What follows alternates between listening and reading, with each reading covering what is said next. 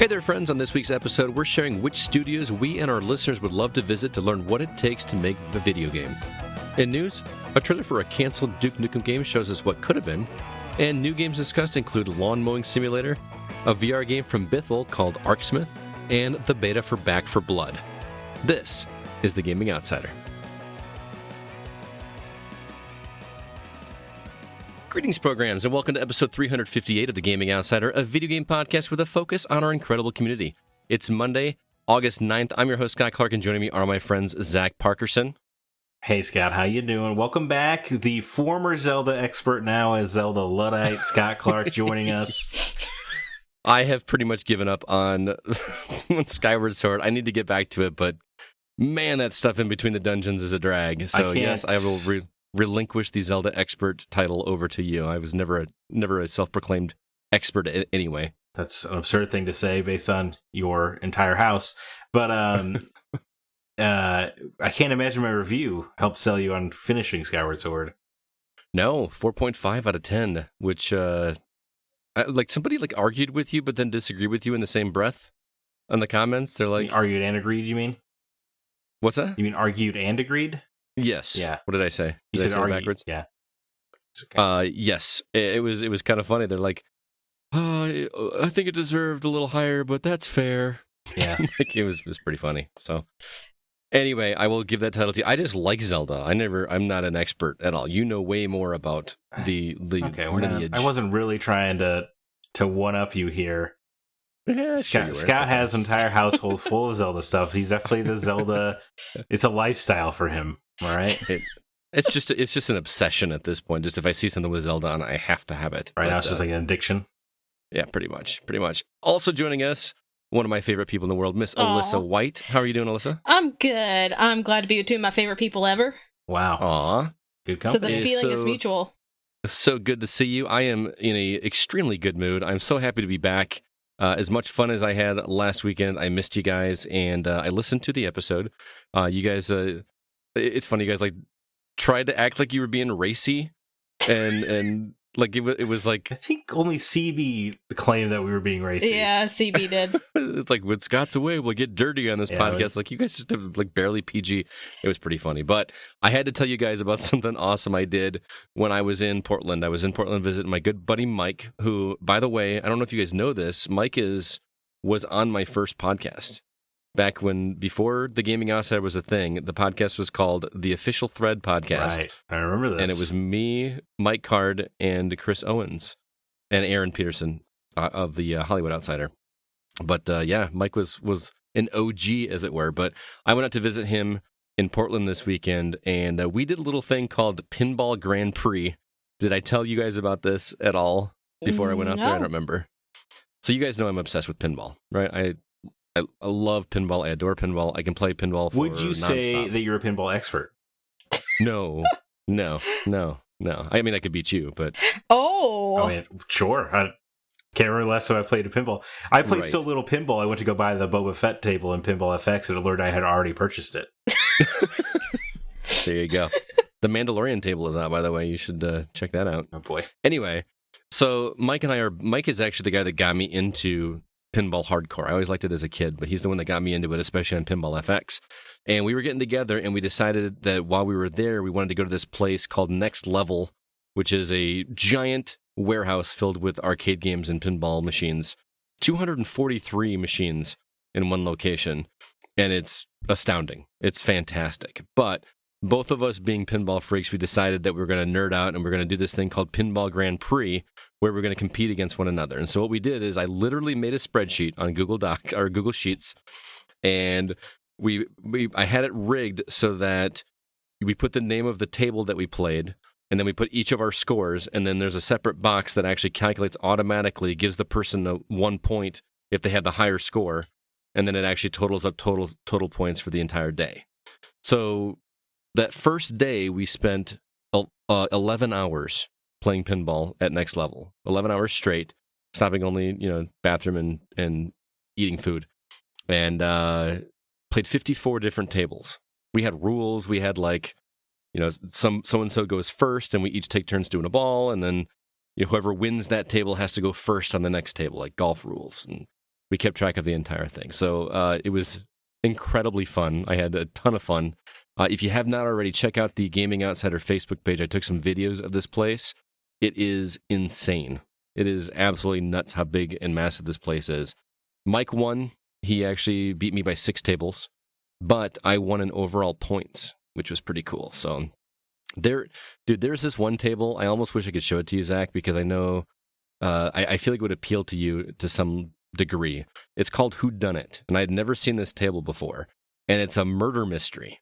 Like, you're going around the table picking up clues, and then like there's a little LCD screen up at the top where you have to interrogate witnesses and then basically like guess who the culprit is based on the clues that you gathered, and if you get it right, then you get all these points. And it was fascinating. There's a roulette wheel where you can literally gamble all of your points. Oh, and then that's either red or black, and if you can either double your points or lose all your points. I've never seen that in a table before. It was outstanding. That's I mean, as much as it appeals to me, I feel like Alyssa, our FMV detective resident, expert over here, would. I heard murder mystery. I'm like, what? I want to play this table. Eyes shot wide over there. Keep an eye out for Whodunit. That's actually the table that put me well ahead in terms of points. I got something like 2.5 billion points on that table. Did you gamble? Did you roll on black? No, I didn't actually. No. I was too afraid to, because Wesley Snipes told me to always bet on black. Always bet on black. Yeah, that's the movie. But I had a really good time. That's about all I did out there. We actually went for 2 more days, but we didn't stay nearly as long because his wife was patient enough to let us go for 11 hours that first day. Sounds like heaven for you, dude. It was so good. I mean, I seriously could have just spent more time. I actually have an app on my phone called Pindigo that basically keeps track of your pinball scores. So you like take a picture of your score and then enter it in, and it's like a leaderboard. But it also keeps track of how many tables that you've actually played. I've now officially played 100 different pinball tables since I started the app a few years ago. Do you do this with everything in your life? Apparently, things that are important to me: beer and pinball. Yeah, the top 2 important things: beer and pinball. 2, yeah. And I was in Portland, so it was a great place to update both. So right, I mean, Portland's like a comic book mecca of the world. So it's funny. Oh, I wish I would have known that. I would have tried to look out for you. I mean, it's okay. I have an app for comic books. So how about that? There you go. Yeah, I did take some video of comic book related stuff at Next Level for you. I think I sent them to you via text. Yeah, you did. Yeah, the slabbed books they had or whatever. Yeah, there's like a whole wall dedicated to Spider-Man, and I was like, I gotta share this with Zack. And the creator of Miles Morales lives in Portland. Oh, there you go. Oh, that's cool. There you go. Outside of pinball, I borrowed a copy of Mario Golf Super Rush from Christina so I could have something to play on the plane, and I wound up playing it on the way back more than like on the bus instead of I never played anything on the plane because I slept the entire time. But that game is a lot of fun, man. I know that game got a lot of negative press, because they're like it wasn't too in depth or whatever. It was exactly what I wanted in a Mario Golf game. Right, I think it was just lack of content for $60, basically.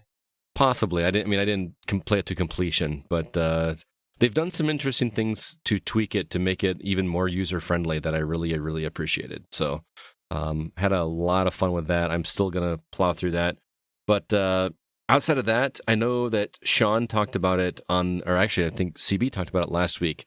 Skydrift Infinity or Skydrift Infinite. Can't remember if it's Infinite or Infinity. Yeah, Infinity. I heard him CB describe it as Mario Kart with planes, and he kind of he kind of liked it, but it almost sounded like he was being somewhat negative about it. I love the simplicity of this game, man.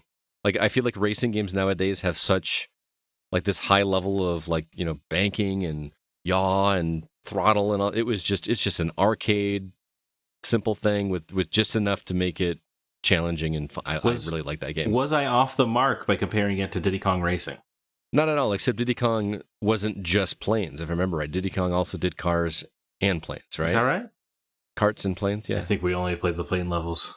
Yeah, because that was like the novelty. Yeah, because if you want to play a kart one, there was Mario Kart. You already had it. Yeah. I mean, and I say simple because it's more than just steering. You still can like take your plane vertically. You know what I mean? Like when you're doing turns to help you bank, a little bit tighter. They should add some Fox McCloud DLC. dude. Do a barrel roll. I'll be honest. I think I would enjoy that game so much if there was a Star Fox DLC. Oh yeah. Oh my god. I mean, no shooting obviously, but man, there's something about the design of the R-Wing that just looks so freaking cool. It's it's absolutely iconic. There's no question. I mean, they were limited by that FX chip and the number of polygons, whatever, which is why I feel like why it was designed that way, but it just looks so freaking good. Absolutely, yeah. And Fox is just a cool character. Yep. You could fly around Dinosaur Planet, of course. I think after Mega Man X, I think I've played through Star Fox 64 more than any other game. That'd be my number 2. Well, it's because you could just sit down and you're like, I just want to play a little Star Fox, and then you beat it by the time you're done thinking about it. It's not that long, but it was so much fun to try to go through and get the different paths and get all the medals. And I don't know if did you ever do it where like you get so much money at the end that the general is like, what? When he gets the paycheck? I don't know. Like he takes off his glasses and has his eyes bulge out because of how much money he has to pay. I remember Fox and the crew. Me and my brothers owned it for weeks, maybe months because of kid time before we learned that there was like the Land Rover at all. I remember that being a real eye-opener. It was like a key part of that game. I think because it was like a certain route that you could take where you wouldn't hit it. Yep. Yeah. And I think there was even a submarine one too. There was an underwater. Yeah. It was a lot of fun. That game was fun because that game thrived because it was before the internet age. There's a lot of surprises. That's true. That's a really good way to say it. And also the one that was out on Wii U, which is the name is escaping me. Star Fox Zero. Zero is kind of a remake of that game. It's basically the same. Uh-huh. It did some gimmicky stuff that we could have done without, like this little robot that you have to go in like first person mode to like hack stuff. They could have done without that, but outside of that, that's a solid little game. If you have a Wii U, it's just about the only Wii U game still stranded there. You know what? You're right. Probably because it wasn't very well received. Right. I don't think it's a priority for Platinum or Nintendo. No. But anyway, those are the games that I played this week. Zach, what about you? Anything else you've been catching up on?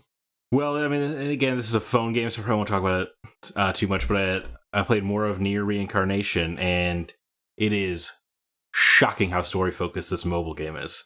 Really? I heard you talk about it last week, and I'm shocked to hear that you liked it so much. Well, it is. I mean, it does have all the normal phone game nonsense gotcha stuff, but that's like it's almost like a different game than the main quest, which is you exploring this cage area and learning more about this character you're playing as, and it's just super great. And then you can replay missions on hard mode, which is normal for this kind of thing, for these kind of games. But then you unlock more story for the characters, and you unlock like their dark memories. So like even you could get into their darker, more Yoko Taro kind of stuff. And there is a sizable plot twist at the end of chapter 6 that kind of recontextualizes everything you've been doing for the past 5 or 6 hours, which is also pretty normal, but to see it pulled off in a phone game is crazy. And then that all of the dialogue is voiced is nuts on a phone game. That's incredible. This is like definitely have your headphones in, buckle down when you play this kind of thing. And just like the 2D exploration sections where you get these stories are just really, I don't know, they're just narrated well. It's got the beautiful Keiichi Okabe music. It's just, I am surprised this much money and effort is going into a mobile title. Between that and Fantasian, can you believe that we've got games that take, scores of hours to complete? Yeah. And this is like, this will be going theoretically for years. Mm-hmm. But it's just every couple months we're going to get like new story, and then they do event quests, which is just, they're like slightly less. They still have like narrated story, but you don't have like a 2D exploration segment that goes with it.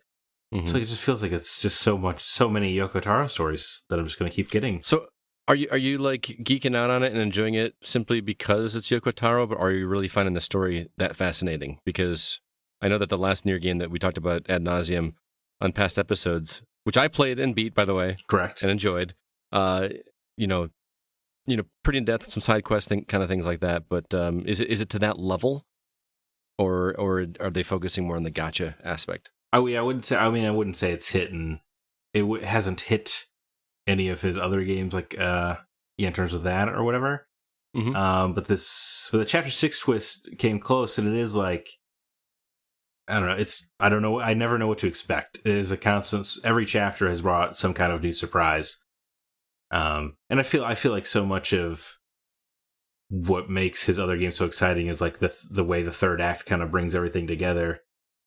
So I don't know when we'll get there. That could be years from now, Nice. But the story being told so far is shockingly involved and really great. And I have an android cowboy, so that's pretty cool. An android cowboy. Hell yeah. He's like wrapped in bandages. He's got a long trench coat. He's a guy. He likes bandages, doesn't he? Yes, definitely. Definitely part of the premier character design. But I mean, it's really good. And then if you are way into Draconeer lore, the flowers have made an appearance, which is a big deal for that universe. So it is tied, but it's not like super tied in to the other Nier games. We'll see how. Doesn't the character in Drakengard 3 have like a flower over her eye? She does. So it becomes very significant by the end. Yeah, very good. Yeah. But the flowers aren't connected yet, but it's still exciting. I don't know. It's just, hopefully this runs for years. Nice. Anything else? I started playing Vanillaware. I don't know if you remember these Vanillaware. They made a Dragon's Crown and Odin Sphere and stuff. Dragon's Crown was a game I always wanted to play, but I never did. It looked amazing. The art is always beautiful in their games. Yeah. Well, I've been playing 13 Sentinels Aegis Rim, which came out at the tail end of 2020 to the sound of no applause at all, it seems like. It went right under the radar. But it is astounding. I've heard the story's incredible. It's masterful, the storytelling. It grips you right away, and it just does not let go. And it's almost hard. I almost don't want to say anything because there are plot twists every 15 minutes in this game. Oh wow! What platform is this? PlayStation. I'm playing on PlayStation 4. I want to say it's only on PlayStation, but it might not. I think it is an exclusive. Yeah, I think it's one of those Japanese quiet exclusives that happen. Oh. But you're intriguing me though. It might be on Switch, but anyway, it is definitely on PlayStation 4. But you play as these 13 different characters, and they're all tied into the Sentinels, which are these mecha robots.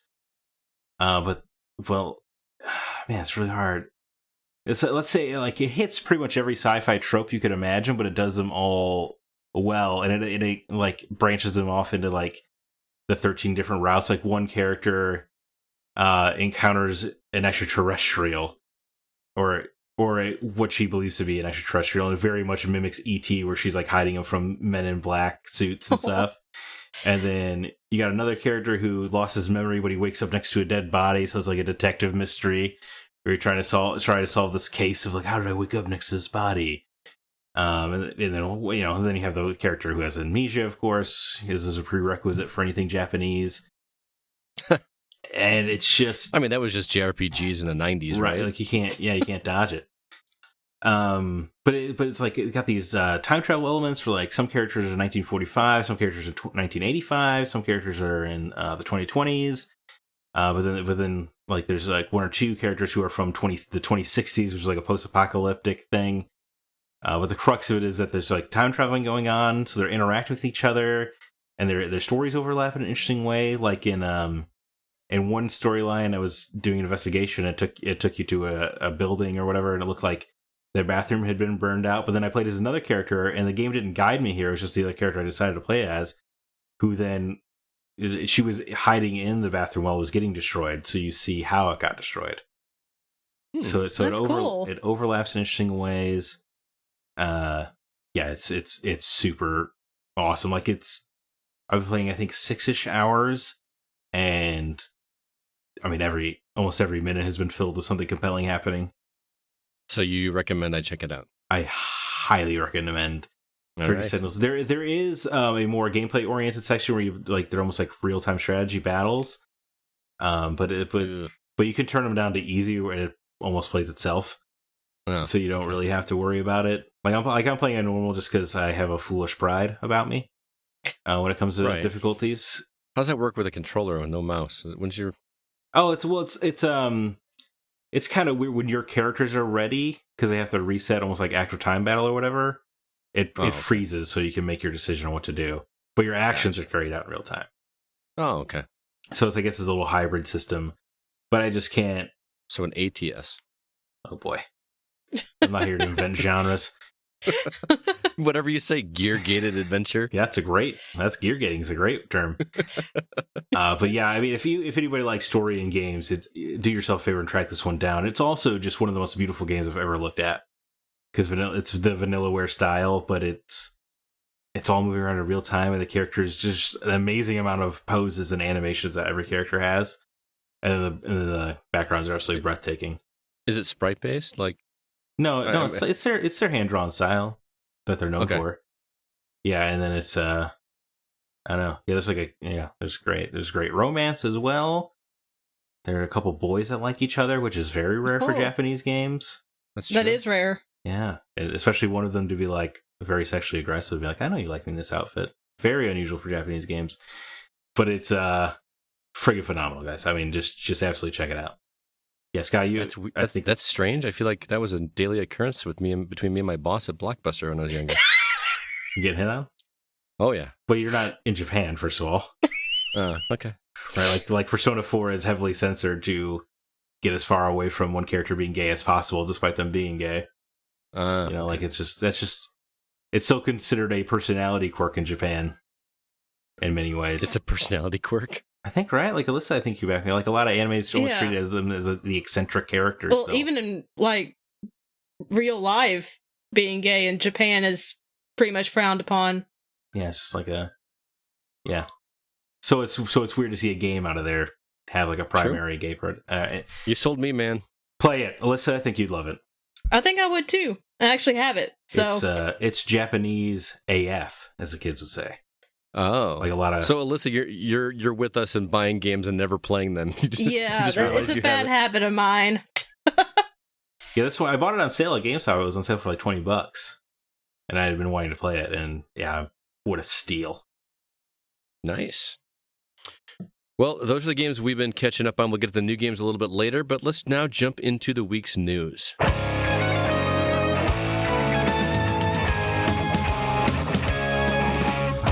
All right, first things first, we got a trailer for a canceled Duke Nukem Begins that surfaced this week. We've also got a new South Park game in the works, and the record has been officially broken for the highest video game sale ever of all time. Relatively light news week again this week, but Alyssa, we haven't heard from you first yet this episode, so which story here intrigues you the most? I'm intrigued by the South Park news because I love the first game, Stick of Truth. I did not finish the second game. I need to. I got stuck. And I just could never get past this one certain section. I need to go back and try to get past it. But I'm looking forward to it, and there's so much South Park news because it's extended to season 30.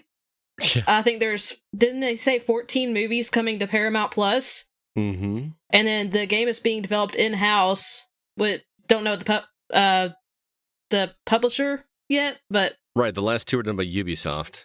All right, then the first one was developed by Obsidian, the second one was developed internally at Ubisoft, right? Which might be why you guys didn't finish the second one. Didn't have the Obsidian touch. Maybe. Yeah, that's true. That first game was great. It was so much fun. I laughed.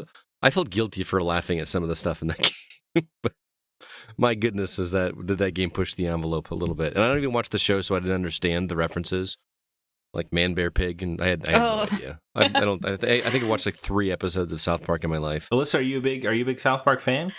I was for a while, but I haven't seen the last several seasons. But I've seen all the classic episodes. And okay, how many movies? How many movies have there been before this? I know there was bigger, longer, and uncut, but I think that's the only it. One there is. It's just weird to go from 1 to 14. Yeah.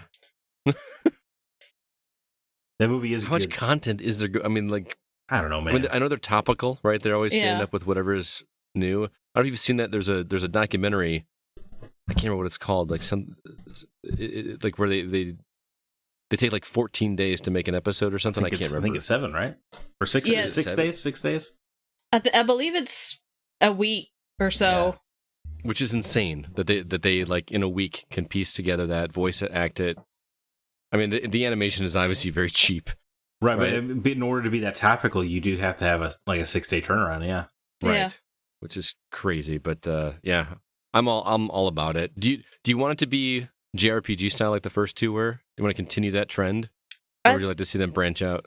I would say I'd prefer if they would go the first game's route, because the second game's combat I didn't gel with as much, and that's why I'm stuck partially in this game. Mm-hmm.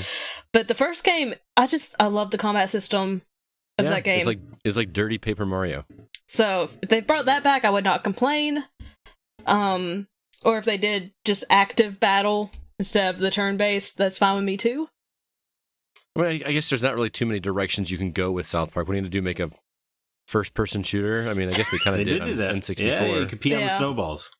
Snowball fight or whatever. Yeah. But there was a tower defense game, I remember, at one point. I think there was a kart racing game too, wasn't there? There was. Yeah. Yeah. I mean, are we going to make a fighter? I mean, it's just, you're not going to... An open world. I guess the JRPGs are kind of that. What was that indie game where Night in the Woods? Is that the indie game where you play as little fox dudes and stuff? Yeah. You could do a game like that in South Park. Like a platformer? Yeah, like a platformer narrative. All right. I don't know. I'm just throwing ideas. I don't know. I don't like South Park, so I'm not the guy. Too many poop jokes. I am not big on bathroom humor, but I like the movie a lot. The South Park movie I thought was good.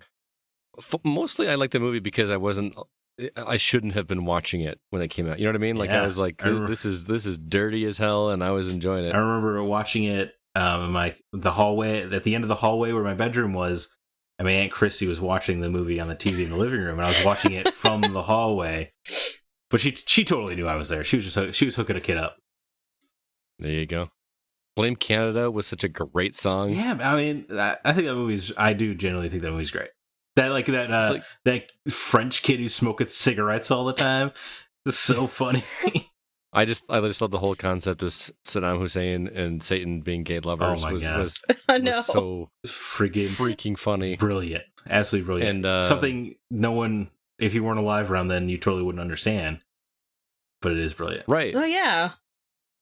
Thinking about it, that's true. And the Terrence and Phillip, is that the name of the two characters? Yeah, Terrence and Phillip. The song called Uncle You Know What? Yeah. Oh, man, at the kid, I just could not believe there was that much vulgarity in 2 hours. Like, you just stared at the screen. You had to have been like 9 or something, weren't you, when that came out? Bigger Longer Con would have been 8, right? Because the movie came out in 99. I didn't even watch this movie until I was in my early 20s, so I was behind. For any kind of record, my mother totally would have let me watch it if I had asked. My mom would not. I got a story associated with South Park. It's a very short story. Lay it on us, please. Okay, so during the summer, my uncle would watch me because my parents both worked during the day. And one day, he decided to show me an episode of South Park because it's a cartoon. And I can't remember which episode it was, but Kenny gets killed on a flagpole. My mom walked in when that happened, and she got so mad at him. And I never saw another episode of South Park again until I was in my 20s. And he actually showed me an episode when I was in my 20s. Oh. The Kanye West episode. And then that made me want to watch all the previous episodes. But yeah, Uncle got in trouble with my mom when I was a kid for showing me one of the episodes.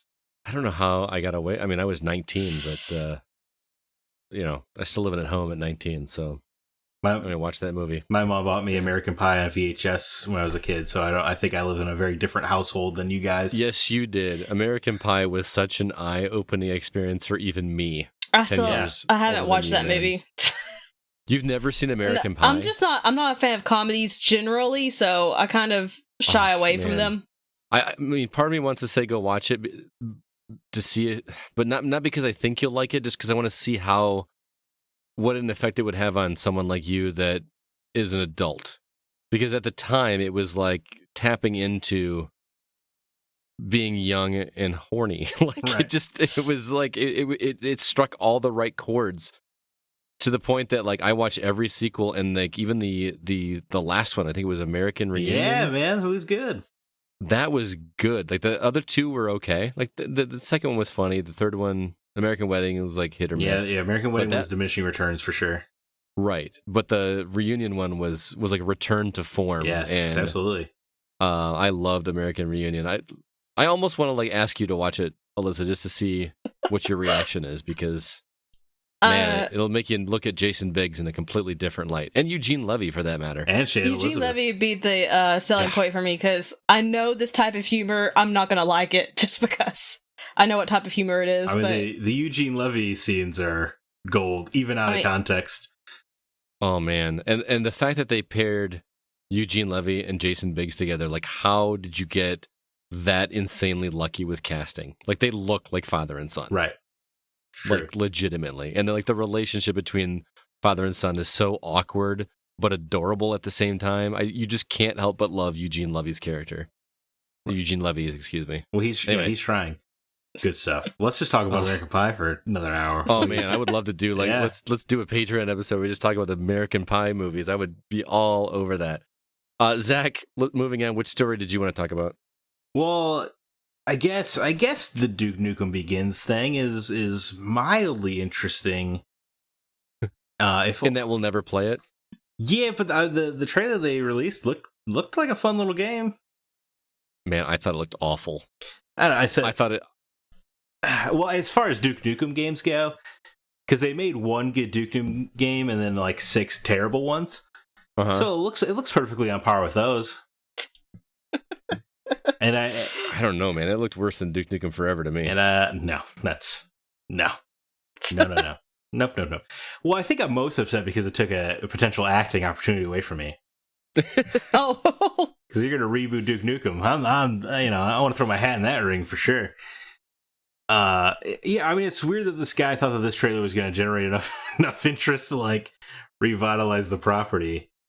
But I don't know. I'm not against a new Duke Nukem, but I don't think you could sell Duke Nukem in today's world. That's a really good point. yeah, it is. Imagine trying to sell Duke Nukem Forever today, like that opening scene alone, or going down with the purple boobies. Like you just couldn't do that. Yeah. No, and I definitely don't trust Randy Pitchford with it. No. I don't know, man. The gameplay in this looked like they were trying to introduce multiplayer. Well, I don't think it was actual gameplay. It looked like. Did you watch it? Yeah. It looked like real gameplay to me. It looked like a mock-up trailer of what the gameplay could look like to me. I don't know. It just all the character models looked very flat. Yeah. And everything moves super slowly. I mean, they got the Duke Nukem stuff, like where he's like lighting a cigar with the severed hand that was on fire. Like that was cool. No dialogue though. Well, yeah, they probably. I mean, because that's like what you do last, right? You right. do voiceover probably at the end. It's pretty iconic for Duke, though. You're right. So maybe that. I don't know. Anyway, maybe that would have sold me better. I would love to see more of canceled games in general. Whenever we get this kind of information, it's just so fun. Yeah, like how many canceled games do we not know about? Right. That have never even been shown to anybody. Man, that would be a great documentary series or it would be video podcast or YouTube channel. Like that would be something that would be fun to go watch. I don't know. Agreed. I don't know. I just thought I do have a soft spot for Duke Nukem, although I would not want to helm a Duke Nukem project in today's world.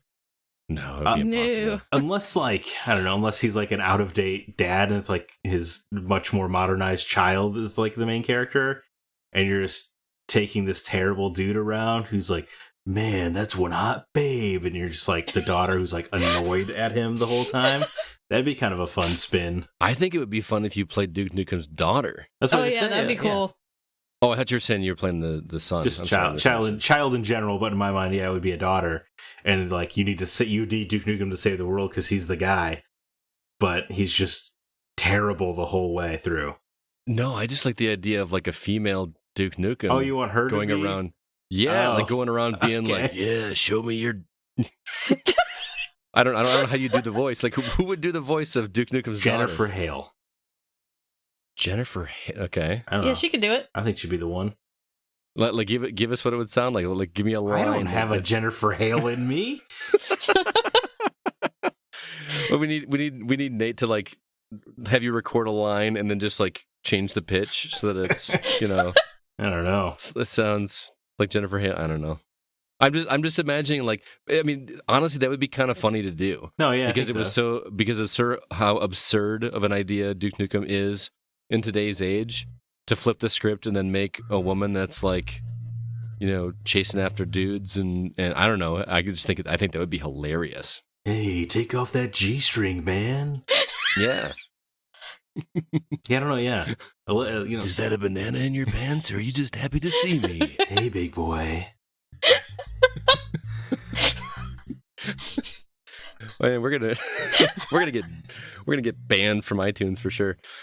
I guess it's up to me to talk about this video game sale, which I feel like there's a new one of these every other week, but this one sounds even shadier than the other ones. Remember how we were geeking out over the Mario Brothers 3 that went for like what, $1.2 million? Super Mario 64, but yeah. Mario 64, thank you. And now a sealed copy of Super Mario Brothers has sold for $2 million, which I never even thought about, like the whole like laundering money thing until you guys brought it up when we first brought this up. But this is obviously has to be that, right? This does seem even shadier. It does. I mean, who has that much money to spend on that game besides people have money. That's not my issue. But the way that this whole thing was done, it's an investment site called Rally, where people are actually like on a board of investors, more or less, that all purchased this game for $140,000, and then it went like on an auction, and somebody offered $2 million for it, and they collectively said, "Yeah, that's okay." So they all like split the profits on this thing. There's just so much shady stuff going on in this, right? I've never heard of Rally before this. Me either. But this whole setup sounds fishy as hell. I agree. I mean, who knew that like video games would be at the center of things like money laundering? I mean, I don't know, we don't have any proof, but it seems pretty apparent that there's some money laundering going on here. It's just, the concept of the site just seems weird to me. So like 20 people go in together on this collectible, but why wouldn't, like, I don't understand, like, why wouldn't the site just buy it at that price then? Or why wouldn't a person, like, it just doesn't make any sense to me. Or why wouldn't they just collectively get together and say, "Hey, let's do this," and go do it elsewhere? Right, and what makes Rally stand out? Yeah, or how does one person not, like, talk to the person selling this Super Mario Brothers individually, be like, "Hey, man, they're trying to buy it from you for $140,000. I'll give you $200,000 right now. We'll just make this deal, you and me." Like, I don't know. It just seems this whole enterprise seems questionable at best to me. It does, yeah. And will we ever know? I smell like a Netflix documentary. 10 years from now, some kid's gonna blow it wide open. Yeah, it's gonna be a really interesting story, and we're gonna go. I remember when that happened, man. I was doing a podcast with these cool people, and yeah. Right. Well, Alyssa won't notice anymore. She'll be working at like IGN or something. Oh yeah, she'll be like, yeah, I remember those guys. Will be old news. They were cute. Yeah. But you guys are very cute, but... Aw. Well, Scott's got a new shirt, so he's got an advantage. I do have a new shirt. If you guys could see it, you would love it. Well, you could see it on our Facebook group, because I posted it a little earlier, so I love this shirt, and it put a smile on my face. He's still smiling. I'm like a living dad joke that doesn't have kids. And you make jam. And I make jam. I want to see a video of you making jam in this Mario Nintendo NES golf shirt you got that going is on. so easy to make happen. For those that obviously can't see me because this is an audio-only podcast, I got a shirt in the mail today that is like a Hawaiian shirt, if you can imagine, like a collared Hawaiian shirt, but the print on it is nothing but NES game boxes, just like scattered in a pile, and I absolutely love it. I love it. I can see cover art for a $2 million game right there. You actually can. Yeah. All right, well, before we move on to the new games we've been playing, I want to remind everybody that we are an independently funded podcast, and we are looking for your support. We do pay for the sites and all the hosting abilities and everything out of our own pocket, and we ask for donations from you guys through a Patreon page in order to make that happen. But we also thank you for your support with some bonus episodes and maybe some discounts on our shop as well. And you know what? Looks like things are ramping back up. I thought we were done selling and making masks, but that site is still there, thegamingoutsider.com/the Go Shop. If you'd like to get some video game themed masks, let me know. They're there. But some of the episodes that we have available for you as bonus episodes for being a Patreon contributor, we've got Zack's episode on Bill Elliott's NASCAR Challenge, the first video game he remembers playing. It was a lot of fun, and there's a pretty fun reveal at the end of that episode. You want to check that out. Also, we did an episode with Grant Henry, who does the music for this very podcast, as well as he's behind Metroid Metal, Stemmage. He did the movie for Bubsy, or the music for Bubsy. He did, what was it, Runner 3? He did some of the music in there. Awesome conversation. He's one of the coolest people in the world, and I highly recommend you checking out that episode. But also, this month, we've got some episodes planned, one of which is a Break the Seal episode, because I am currently playing through, for the first time ever, I'm playing through a Pokemon game. I'm playing through Pokemon Fire Red. I've never played a Pokemon game before. You're playing the best Pokemon game. And I kind of see the appeal. Especially for, kids that had time back in the 90s. That was me. Yeah, I could see too. the appeal, but we're going to be recording an episode on that in the near future. I don't know who's going to be on that one. We haven't really even slated. You guys want to do that one? I'm up for it. Seems possible. Yeah. All right, let's do it. I think we got to offer it to Nate as well, though, because he might be the biggest Pokemon freak I know. Could you say he's a game freak about Pokemon? Oh, ooh, look what you did. And I know that reference. You do now. Yeah, that's true. Anyway, if you'd be interested in those episodes and helping, to keep the lights on over here at the Gaming Outsider, head over to patreon.com/thegocast. We would love your support, and thank you very much to everybody that is contributing. We love you all very much. Now let's jump into the games that we've actually been playing.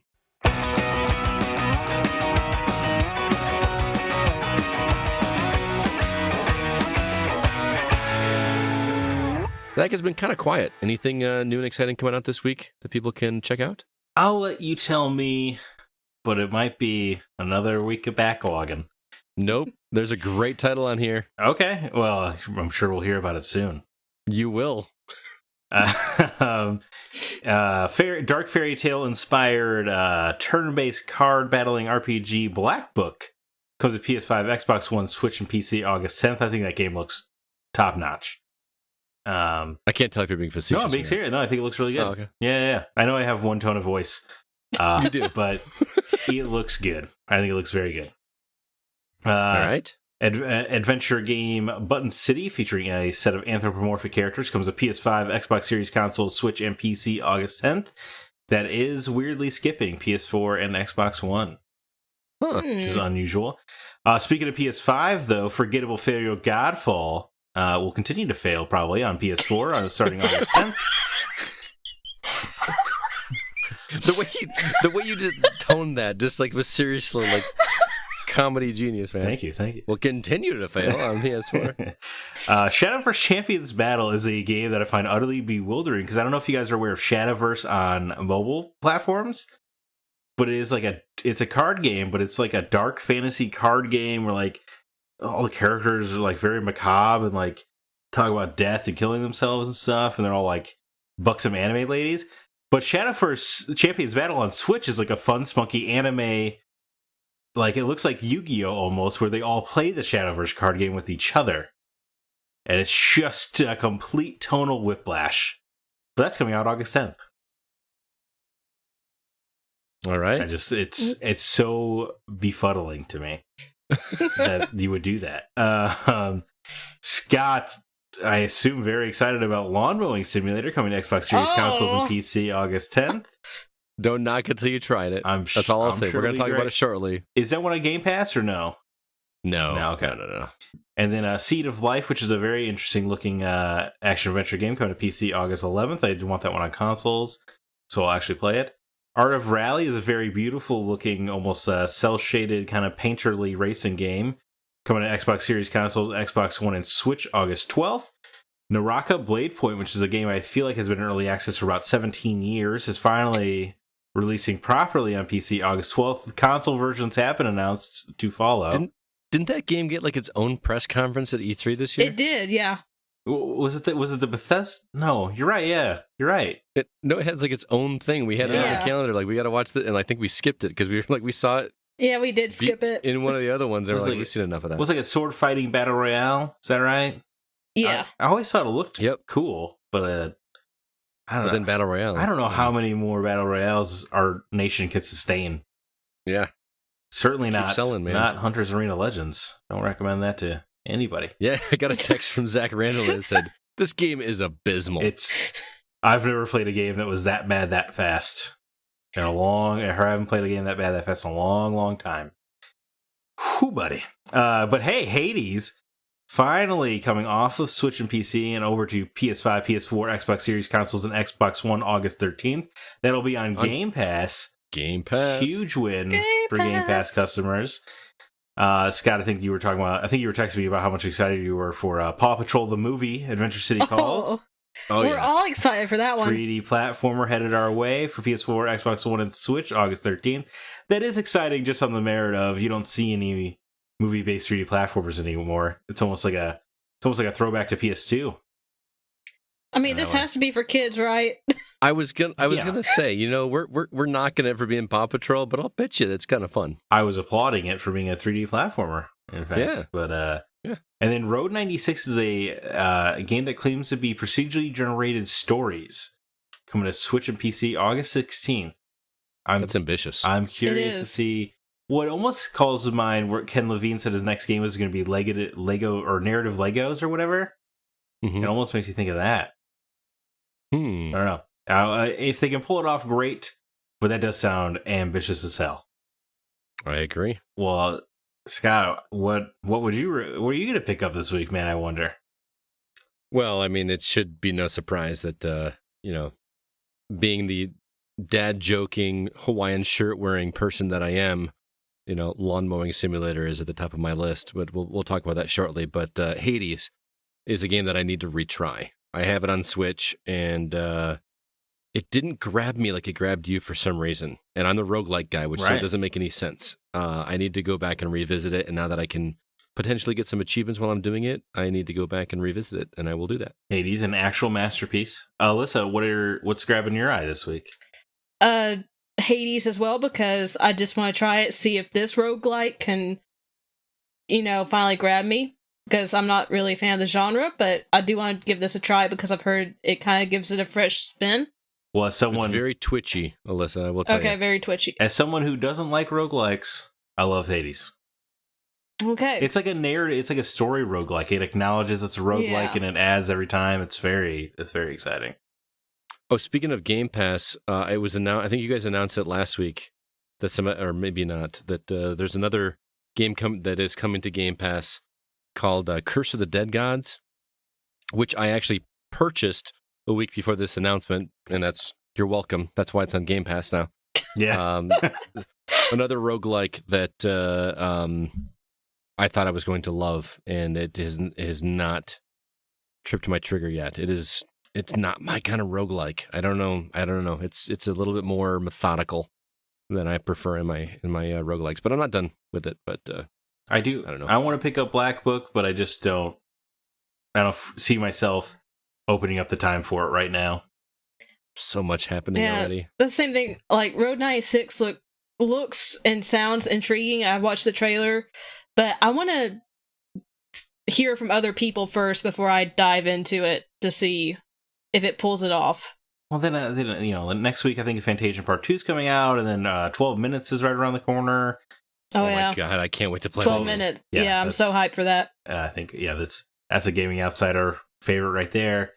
And then I think September is just an absolute bloodbath that I'm scared of right now, so I'm not even... Remember how I was going to get caught up this summer? Yeah. Well, that's the joke every summer. I said that too, and it hasn't happened. I can't even get caught up with my reviews, much less like games. I tried today. I got one review written today. I've got about 4 more to catch up on. But well, don't worry. There's 14 South Park movies coming to distract you guys. There you go. But Scott...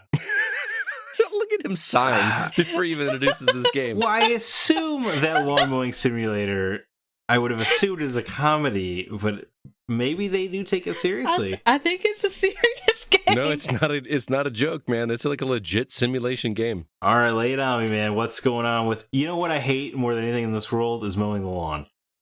So tell me why I should do it in video game format.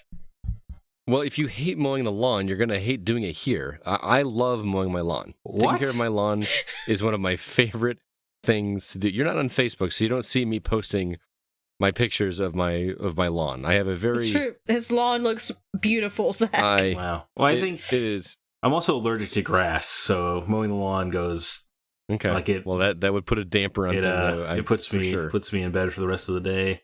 Dude, I am very meticulous. I mow at a diagonal line, and I mow it every other time. I mow it the opposite, so it looks like a baseball field, you know. And I take my weed whacker and I edge it and I fertilize it and water it. I just love. There's something very satisfying about a well-groomed lawn that I absolutely love. So, Lawn Mowing Simulator came across my inbox, and I jumped all over it. Because I just, the idea, it sounds mind-numbingly boring to people that don't like to mow their lawns, and I get that, but I am enjoying the crap out of this game. It is one of the most relaxing moment of Zen experiences that I've played in a long time. It is very simulation-based. You're not picking like a push mower. You're picking these fancy, expensive riding lawnmowers that you see the professionals use, which I know is not impressing you at all. I can tell by the look in your face. No, Zach. Sounds great. I just don't. Why wouldn't you want to pick the top of the line lawnmowers? You're not going to get that in real life. You got to live it vicariously via the video game. But even like the low level one that you pick to start out with is miles ahead of the one that I currently own. Like I own like a Craftsman push mower that has self propel on it. You know, it's not fancy at all. But you get to like do these ones that can do like the quick turns and it's great. It's great. I know I sound like such an old man right now. Yeah. No, but you know how like when you saw a trailer for like Power Wash Simulator, which is another job that people don't understand how satisfying that is. There's something incredibly satisfying about just making something look good little by little by little by little. It feels rewarding. Have you ever power washed, Zach? No, I've seen the pictures on Reddit. Okay, or the videos. Power washing like in real life is so satisfying because you're just shaving off a little piece at a time, going to the next line, shaving it off, and it just looks like bright and shiny. Sounds like a rich man's game. It's not a rich man's game at all. It's something that's very satisfying when you're cleaning something that is yours, and like sidewalks, and I have a patio around my fire pit, and just like cleaning all that stuff off, making it look new, just feels super satisfying. It's the same thing here in Lawn Mowing Simulator. I mean, you get commissioned to mow all these lawns for rich people, basically, and you have to like. They give you a height that they want to cut. I was remembering when my mom told me when we were growing up that only rich people had lawns. I'm not rich. No. I mean, to her point, you have to have more money than we had in order to have a lawn. But no, you don't have to be rich to have a lawn. It's just a funny thing my mom used to say often growing up. Well, the lawns you're doing in this game are owned by, I mean, you're like doing gardens and like they've got like, you know, those wicker like archways and stuff over the I mean, it's very, very pretty, but I don't know. You have to. They give you a height that they want their lawn mowed. I was going to ask you, do you have to adjust the blade height? Yes, that's you cool. have to adjust the blade height. Do you have to think about if there's a hill? Do you have to raise it because you don't want the angle to chop into the dirt? I haven't got to any hills yet, so that's not there. But you can damage the lawn if you take turns too sharply. Wow! So you actually can leave, like if you do things wrong, you can actually leave marks, and then you get some of your pay taken away. Is this first person, third person? Third person. So you actually see the mower, but man, you just get into a groove, and there's even a like Batman detective mode. You missed a spot button. Wow. Where like you know because you have to get a certain percentage. You can see the little meter that goes up that shows when you get to like I think I had to do like 99% of the yard in one to get paid. And if you don't do it meticulously and keep on the straight line and do all that correctly, you'll miss spots. And so you press this thing and it highlights the spots that you've missed, and you just run over there and grab them really quick, and then you go drive your mower up on a trailer and go on to the next job. And but then it becomes like you're building an empire at the same time, because when you start out, it's just you. But then as you get more money, you're able to purchase a warehouse and purchase a second mower, and then hire somebody else, and they start mowing yards for you, and then it just grows exponentially, and you just feel more and more powerful as you grow this empire. And it's a business simulator at its heart, but you get to do this super satisfying mowing of the. You even have to, like, before you mow the lawn, you have to walk around the lawn and pick up foreign objects like frisbees and lawn gnomes and things so that you don't run over them. Do you get to create your own character? You do. It's pretty. It's pretty limited. Okay. You know, I mean, I mean, by like a Skyrim comparison, you know what I mean? But you do create your own character. You create your logo for your business, and you can put it on your shirt, like on just the back or on the lapel.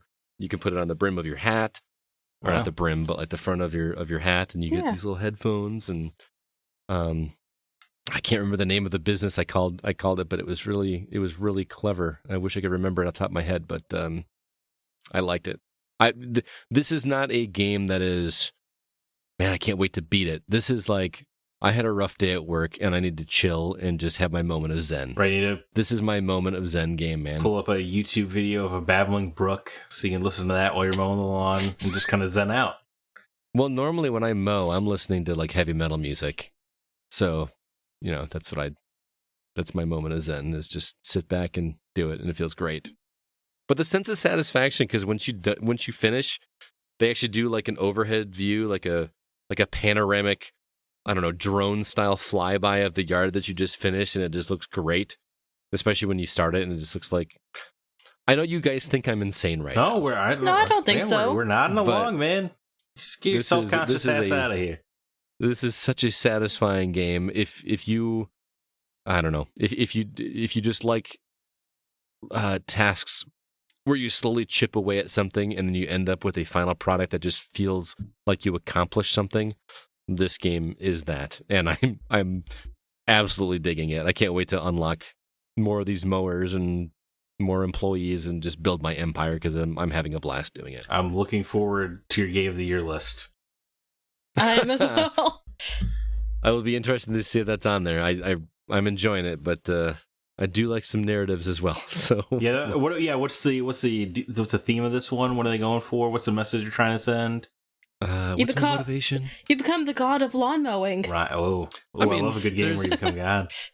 There's so many simulation games out there, right? Yeah, there's for everything. Farming simulator that gets so in depth, and which is crazy to think. Like, how do you find something enjoyable that is like work? You know what I mean? That like people do for a job to make money. I don't know. Maybe I'm in the wrong profession. Maybe I should just be mowing lawns for my career. But well, you know what? What's funny is there's a book that I read to my students called Lawn Boy, about a 12-year-old, like I think it's a 10 or 11-year-old kid that inherits a riding lawnmower from his grandfather, for like his grandma gave it to him for his birthday, and he starts mowing lawns, and then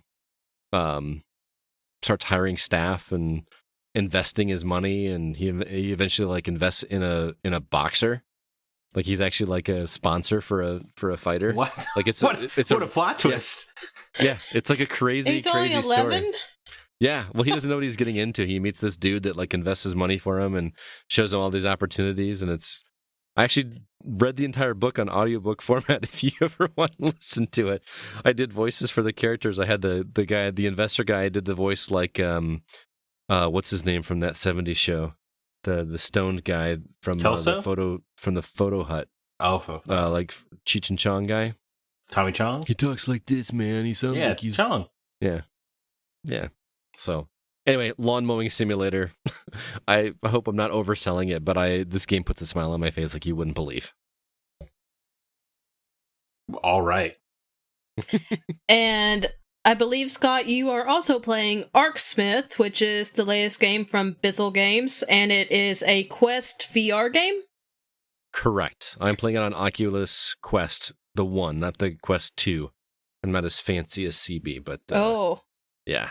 And I figured Zack's ears might perk up at the name Bithell Games. Correct. Yeah, we talked briefly. We've talked about it, you and I.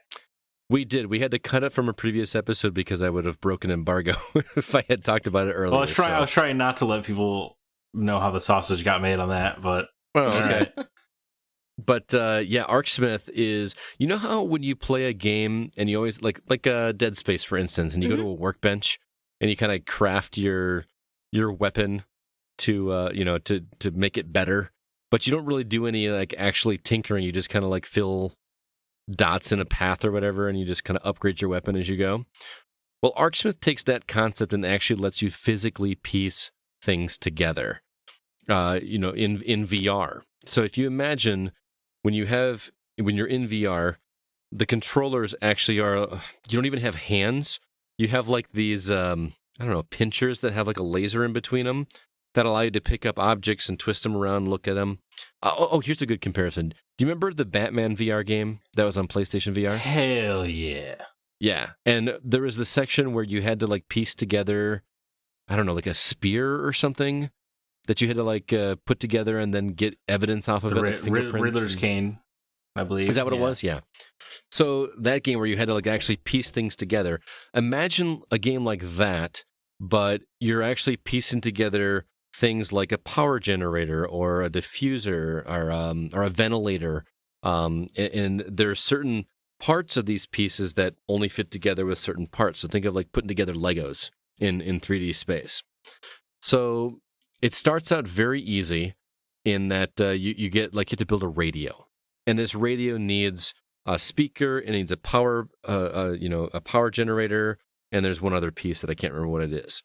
So you would think, I'm just going to piece these together, just however, and then I'm done. But no, you'd not only have to piece things together, but you have to check the power regulation and the heat, the temperature of the power going through this thing. So you have to make sure that the right amount of power is going to the components, which sounds trickier than it is. It basically becomes an addition and subtraction problem. So, I'm doing a poor job of explaining this, but your radio, this first thing that you create is a radio. It needs, I'm not saying the accurate numbers, but let's say it needs one piece of, it needs 1 unit of power.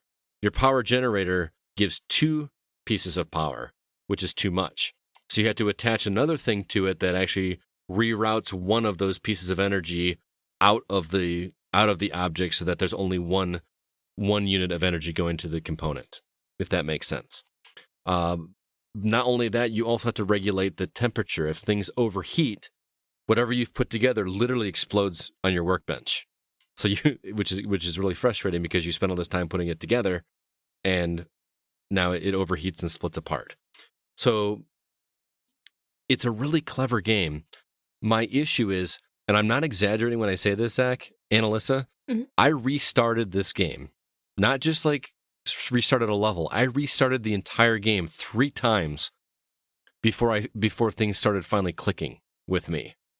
Because they give you this tutorial that is a lot of text, and they go through some of the basics, in terms of like how to pick up objects. You can actually point at an object and like let it zoom to you. It takes you a minute to wrap your head around how to actually pick up objects and piece them together. But then, like, I just feel like the game doesn't do a great job of explaining this rerouting of power and heat. Like, I understand the concept, but I want the game to show me, here's the power, here's where you need to attach I can't think of the ventilator or whatever the word is called that gets the energy out of it to make it cool. I don't understand what this game wants me to do. So what I wind up doing is just like randomly putting things together and hoping that it works until it works. Instead of playing at the game the way the game wants me to, I'm just randomly throwing objects together and doing it. And even though that's a negative, I really think there's an awesome game buried here somewhere. Or maybe I'm just not smart enough to get it. I just cannot get what this game wants to do to click for me. And the issue is that the game is very well designed, but it takes you several minutes to figure out how to do even simple tasks like putting things together, breaking them apart. There's almost like a dance to it. Like, in order to break something apart, you have to pick up an object with one hand, which picks up the entire object, then pick it up where you want to break it off and pull it apart with the other hand. It's so hard to describe a VR game in an audio podcast, but it's a game that I feel like I've always wanted. I just wish that I were better at it. And I can't decide if it's a fault of the game or if it's a fault of my lack of ability to play this game. And I wish I could show it to you guys to see if it's just me or not. So maybe I'll show it to CB because he's in town and see what he thinks. Zack, you'll appreciate that there actually is a narrative in this story.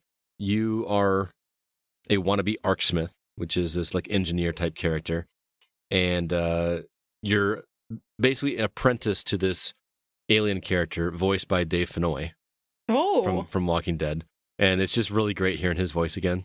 It's just like I'm like, it's Lee. But he's on this ship and he's basically teaching you how to do it. And I don't want to spoil too much, but he's got a history that he's very unwilling to unravel at the very beginning. But things start to come together. He starts to get to know you a little bit. I think we've talked about this in the past, Zach, where we kind of miss games where like you finish a level and then you're rewarded with a cutscene. Yeah. That's exactly what happens in this game. Is like you finish a puzzle and then you get more story. You get a little bit more of his story, but also there's like this interstellar conflict that's going on because you're in a spaceship and you can see out the windows and see that there's all these spaceships that are, at first they're coming up to commission you or is that the right word? Yeah, commission you to build these parts. And then things start to explore from there. So, Arcsmith, very interesting game. I just wish I were better at it. I even feel like if I were playing with CB, because it's on a Quest instead of like a PSVR where I can look at the screen, I can't share with him what I'm seeing, unless I guess I'm casting it to Facebook. You can do that with a Quest, right? I'm not sure. Yeah, maybe that's what I need to do. But have I intrigued you at all about this game, or am I turning you off for it? I don't know. It's on Quest, so I'm not really too pressed. Yeah, I don't have a VR, so okay. I would play it if I had one. I just don't. Yeah, me too. But just the name Bithel, I understand it's not his game. Like it's someone else was the director on this one. Mm-hmm. But just that he's got a whole team now. That endorsement is enough for me. Me too. Yeah, I'm not giving up. I refuse to give up. I just what happens every time I restart it, I make it one level farther, and then I get stuck, and I'm just like, screw this. I need to go back and do all the tutorials again because I'm obviously missing something, and I pick something up, and to me, there's something with that just doesn't sit right. Like the game should tell me how to play it better, and I hate to be that guy, but like, what am I missing here? Or like if I'm struggling, if I do something where I break it apart, have the game go, oh, here is why you overheated because you didn't have enough something going here. I can't. It's like putting together a car when you don't know what each of the parts do. Like you know what they do, but you don't know how they work together with the other parts. If that makes sense. And again, it could be just me being not having it going on upstairs, but it's a lot of fun. I'm just very, very frustrated by it. So. That is Arcsmith from Bithel Games. Well, Scott, you've been busy this past week because you've also played the Back 4 Blood beta. Yeah. Well, I mean, the near-orgasmic sound in your voice, I assume, means that you enjoyed it? I did. I mean, first off, I got to give a shout-out to Joel Solinsky, who actually contacted me and hooked me up with a beta code for this. He had an extra one. And so I was happy to check it out. I wasn't a little chopped liver over here, but that's all right, Joel. Yeah. I mean, hey, what can you say? He must like your new shirt. Who wouldn't? He was my buddy in that Ubisoft. Oh God, I love the game so much, and I can't remember it now. Something 2, the Division 2. We played Division 2 quite a bit back in the day. Man, I miss playing online. Just like getting online and playing Division 2 with buddies. That was a good time. Anyway, Joel hooked me up with this, and you guys like Left 4 Dead, right? Oh yeah. Mileage may vary. Okay. Yeah, it kind of depends on who you play with, to be honest. Because it's not Left 4 Dead for me. It's just not very engaging mechanically. So it really is just like who you're with, because you're just holding down the trigger for an hour, basically. Yeah. I feel like this one's a little bit more than that. I like Left 4 Dead, but I'm with you that Left 4 Dead got old and it became more about having something to do while you're hanging out with your buddies online. Yes. Okay? And unfortunately, because I didn't know anybody else that had it on Xbox, I didn't play with anybody. So I was playing by myself with random people that I didn't know. And my first match, I get dumped into a match where the match had already started and my team was way ahead of me. So I spent the first 10 minutes catching up to them. I caught up to them right as they were entering the safe house and the mission was over. So I got all this experience first. I didn't even pull the trigger. That was frustrating, but that's matchmaking. I figure that's matchmaking. What's interesting about Back 4 Blood, at least from what I can gather from the few rounds I played here, is that it feels like an extension of the Left 4 Dead games in that you're not just running from room to room. It feels like each time you're playing, it's more like a roguelike. And I know that immediately makes you kind of shake your head and get turned off, Zack, but it's not egregious. It's not like you die and you start over and do a new run. It's like you just go back to camp and start a new run somewhere. And the roguelike element of it comes in a card system where you basically create a deck of cards. Think like... I'm trying to think of some board games that you guys would have played, like Ascension or, what is the game? I cannot think of it. You basically are building a deck of cards that gives you certain buffs, right? Like, +5 to your health or, +2 melee damage if I attack with my melee. And if you haven't seen the trailers, this is basically a zombie apocalypse, right? Kind of like Left 4 Dead. And then what happens is when you go into a new match, you basically it draws out like 6 or 7 cards and you get to pick one of them to add to this run. And then it'll shuffle and do some more and you add another card. So it's kind of somewhat randomized, but you get to pick cards based on your play style. So if you like to be a bullet sponge, you pick the cards that make your HP go up. If you like to melee, get something that's going to add up your melee. If you like just to go in guns blazing, make your attack damage go up. You get to play completely to your play style. So it makes each run... That was something that was lacking from Left 4 Dead, right? Right. The only real difference you had was just whatever weapon you chose. Yeah, and I know they had the AI director system that tried its best, but I just feel like it never really varied it up enough for me. Right. This one feels like there's a little bit more of it. Now, at the end of the day, you're still just shooting zombies and moving on from room to room. However... I feel like it's a little bit mixed in that there's one level that I played multiple times where there's a giant howitzer in the middle of the map that you have to shoot 5 times into this, I don't know, like a tunnel in order to break it to be able to access the next area. So you have to clear the zombies enough to be able to reload these giant bullets into this howitzer. So basically one person is picking up these massive bullets, putting it into the gun while everybody else is protecting him from the swarm. And then you fire off the shot. Then everybody kind of clears. All 4 of you clear the room so that you get a little bit of a breathing room, take another bullet, load it up, and it's just basically rinse and repeat. But it really forces you to do teamwork that is not just mowing down zombies, even though you kind of are, but you're doing it with purpose. You know what I mean? It's not just like clear the enemies until they're gone. It's clear the enemies so that you can complete some other task. And I think it's really cool. Plus, the characters have this cool banter. Like there are specific characters and they just say things that are to me are more interesting than you hear in a normal game like this. Instead of like, yeah, got him.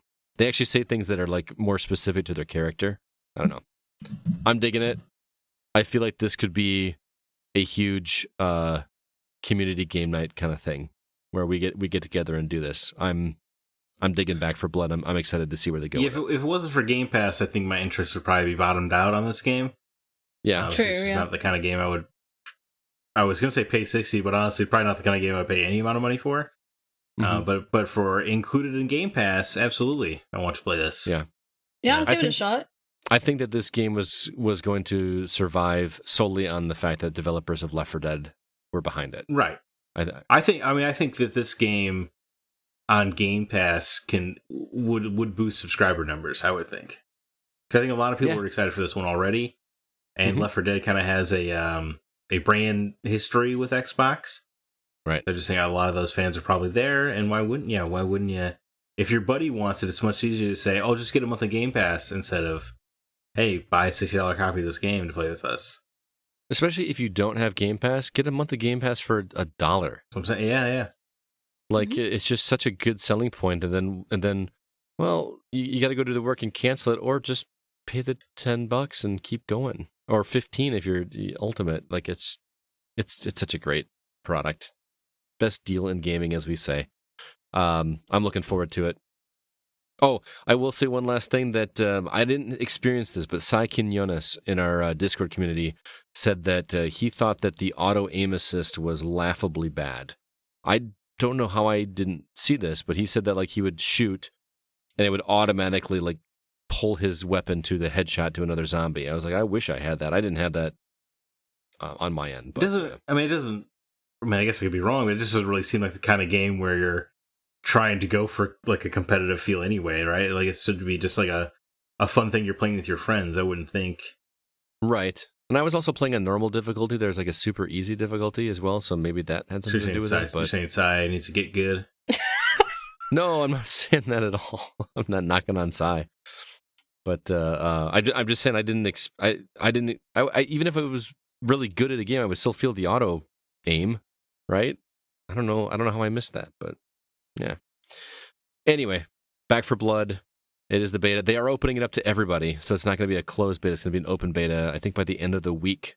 So check it out, and I'd be curious to see what you guys think as well.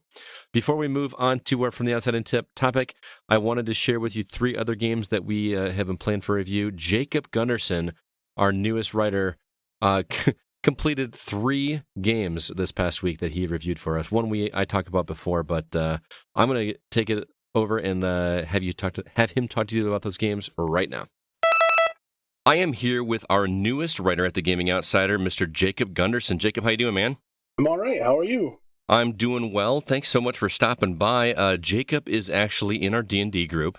He plays a character raised by horses, and he hates radishes, but we'll get into that another time. Jacob is here because he has reviewed for us not 1, not 2, but 3 different games for us, and here's the really cool part. He's beaten all 3 of them. So I'm very excited to talk about this, especially this first game.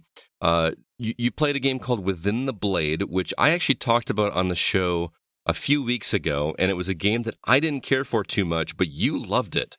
And I want to get your perspective on it because you saw something that I didn't.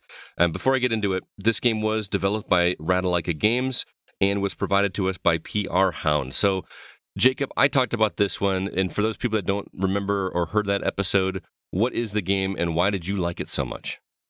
So just starting out, the game is based in like a Civil War era of Japan. Mm-hmm. You play feudal Japan, as it were. Kind of. Yeah. You play as a character named Hideki. The village is the Black Lotus clan, and there's other clans, but the Steel Claw clan is fighting for power, and they get demons to side with them and go and beat the other clans. Right. So you set off on this quest to beat this clan, and as you're going, you're jumping from ledges to ledges, corners to corners, hiding in the shadows, and assassinating your enemies, basically. Yeah, it's a 2D side-scrolling platformer with melee combat, but it's also got some range combat. But the controls just felt like it took some getting used to. You had a lot better luck with it. Why was I struggling so much? Is it just something I wasn't getting?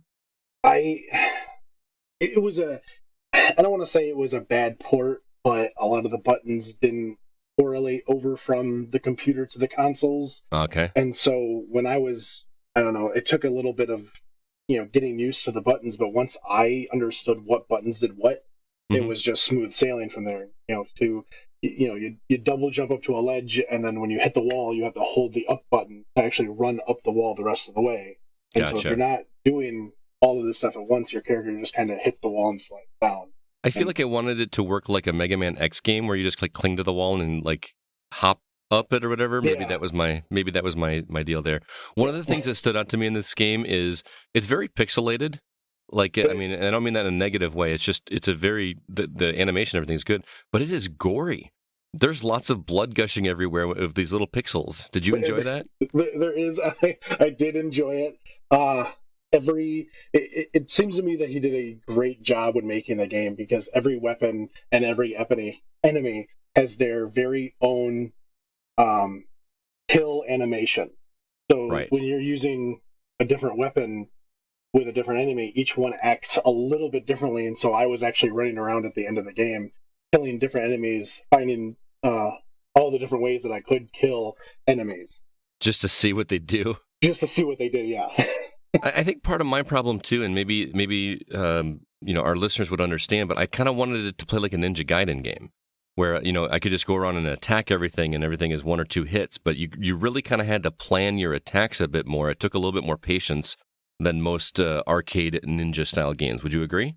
Yeah. When you're playing some other games, you can kind of hack your slash your way through the levels, and with this one, there was a considerable amount of time delay in between when your combo ended and when you could start another one. So you could leave yourself open to die in front of an enemy by miscalculating your attacks or how many it was going to take. Right. One of the things too that stood out was the fact that, especially at the beginning, I was just overloaded with abilities to the point where I just couldn't keep track of everything that I was able to do. Did you find as you went through the game that you really needed to use each one of those, or could you just kind of focus on one that worked for you as you went through the game? Honestly, when I went through the game, I played through it twice, and I found myself using only hand-to-hand combat, because you either have to buy weapons or craft weapons, and to buy the crafting materials or just to find them in the world, you have to make noise or spend money. And that can be detrimental when you're trying to buy other things that you can't craft, or you're trying to buy other components for smoke bombs, poison bombs, all that kind of stuff. And so the hand-to-hand tree actually allows you to do things that the other trees don't allow you to do. And so I just ran around snapping necks the entire time. Gotcha. So do you recommend Within the Blade for our listeners to check out? I know I didn't, but it sounds like you enjoyed it. If you're a fan of the old school Ninja Gaiden games where you're running from ledge to ledge and stabbing people, I would definitely go for it. At least give it a try, because I had lots of fun hiding in the shadows and jumping on people's backs. Nice. Now, you played it on PC, correct? No, I played it on PS4. PS4, okay. So you played it on PS4. I played it on Xbox. It is also available on Switch and Microsoft Windows. So there are lots of different places you can check out that game, again, Within the Blade. Now, I want to move on to the second game that you've been playing, Jacob, because this one intrigues me the most out of all 3 of these games. The game is called Greak Memories of Azur, and just to be clear, Greek is spelled E-A instead of E-E, like we would kind of assume. This one comes from, I want to say it's Navigante Entertainment, and was provided to us by Team 17. Man, when I watched the trailer for this, the animation stood out to me immediately. It gave me Hollow Knight vibes. I think we kind of agree on that. Yes. Again, this is another 2D side-scrolling, like hack and slash, but it looks like there's a little bit more going on in terms of artistry here. Can you explain to everybody what this is? So yeah, it's very much Hollow Knight in the artsy way that it plays. So you start off, you're going through the land of Azur, however you want to pronounce it. And you're trying to find your sister in the beginning, but you end up coming across a town of Orines. It's their race, it's what they're called. Okay. I could be mispronouncing that, but apparently it's weird to see such a young person as Greek running through the woods and doing his own thing. Okay, so Greek is the main character's name. Yes. All right. Yeah. So you play as Greek, and you run around to the forest looking for his sister, Adara. So you're following symbols that she leaves on trees and trying to reconnect with her, because there's an ongoing war that's happening on the small continent that you're on. All right. and these people are trying to escape, and so you're kind of helping them, kind of looking for your sister, and it's kind of a race against time before the war gets to your doorstep. That sounds like an interesting premise. What about the gameplay? Because I was enthralled watching the trailer. Yeah. It is also a lot like Hollow Knight in that aspect, where you're running around, meeting enemies, trying to figure out, what's the best way to attack them to get to the next area. You don't really use your attacks to bounce or to climb or any of that kind of stuff. It's kind of set up. You got double jump and whatever, so it's a lot of a platformer as well. Mm-hmm. But as you go through the game and get more characters, a more puzzle aspect of the game appears, where you have to use the different characters to do different maneuvers to get into different areas to continue the gameplay, because each character has their own movement base, I guess. Yeah, kind of like everybody's sick of me talking about Astalon, but that was one of the hooks for Astalon Tears of the Earth was you needed certain characters to get through certain areas. Like as an example, in the trailer, I saw a guy that had a shield that he was able to put over his head to block like a laser beam to let the other characters walk under it. Yep. That kind of traversal or puzzle mechanics, right? Yes. So do you go ahead?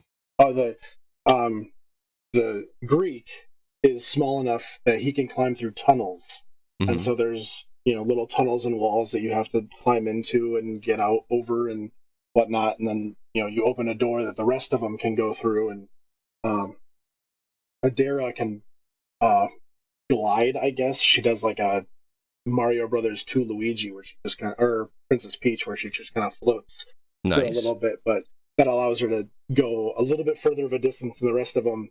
And then the last character, Rydell, has a grappling hook, which allows him to latch onto things, pull himself further, in the air or what have you. But and Rydell has the shield that allows him to block laser beams or whatever, and allows safe passage for the rest of them. But one of the best mechanics of this is that each one of them has their own separate health, and so you can't just put them somewhere and leave them alone, because they could die over there and then it's game over.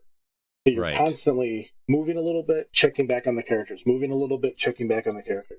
Can you revive them after they're down? No, you cannot.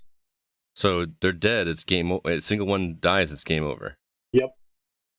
All right.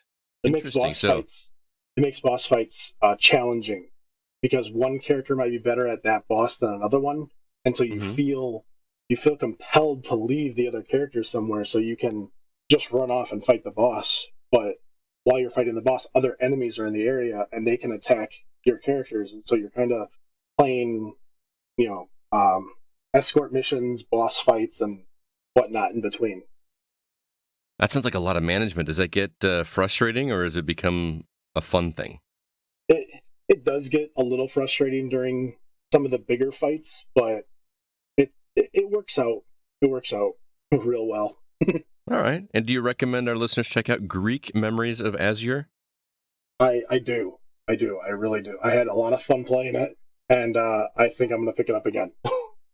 Nice. I know you played it on Switch, but it is also available on PC, and it looks also like a PlayStation and Xbox. So, yeah.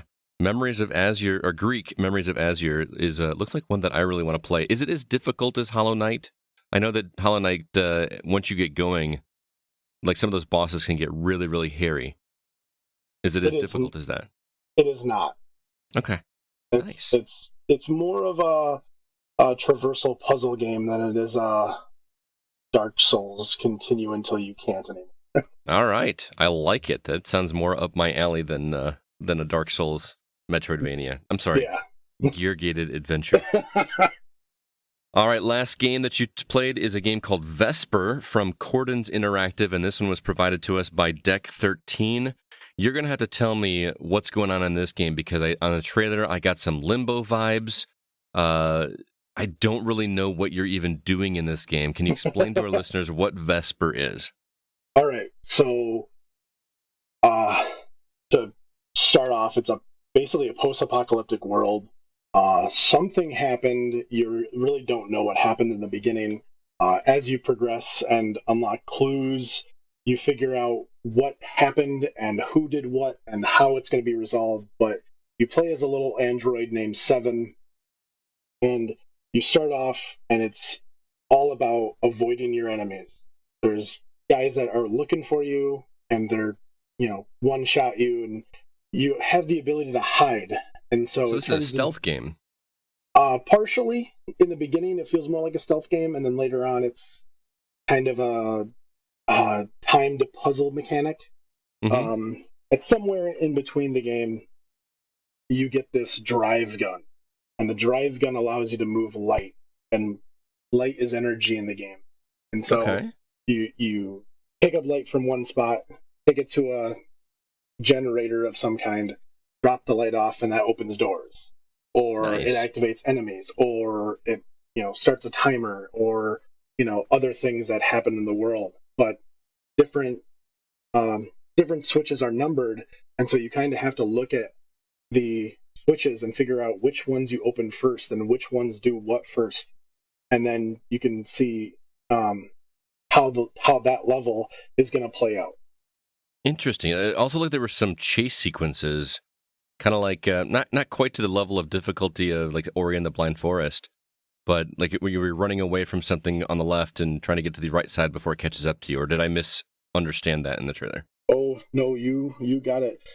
There are lots of sequences in the games where there's no actual puzzles, and there's no places to hide, and the enemies know where you are, and so you're just kind of running as fast as you can and doing the little jump maneuvers to get from area to area to get away from the enemies. And I actually found a lot of difficulty in one of the chase sequences because the enemy is just faster than you, and you have to do a previous puzzle faster than the enemy so you can get to the next area and have enough time to actually get away from it.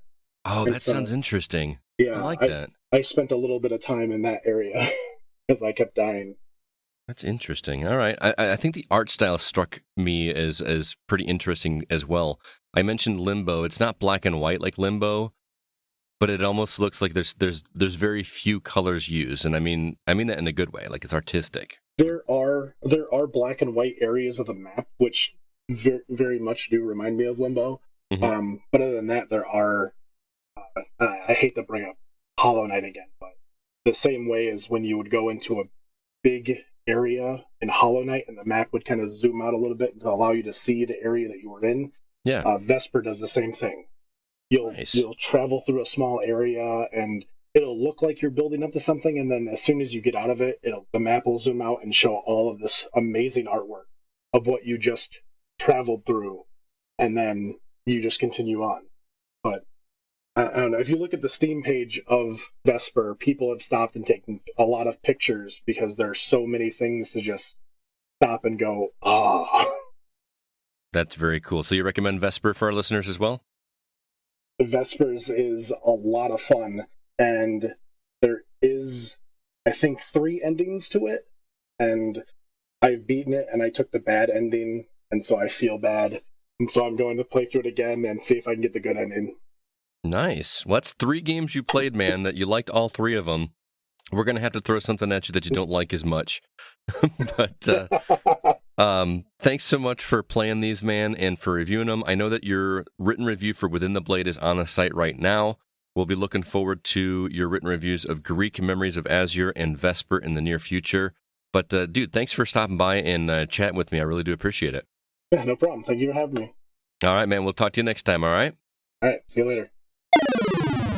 Thank you so much, Jacob. Before we move on, I want to remind everybody about our Facebook page. It is facebook.com/groups/thegocast. Great community over there, and we try to keep it updated with all of the news and podcast episodes that we can. Also, our Discord is alive and kicking. The link is in the show notes if you'd like to join the community over there.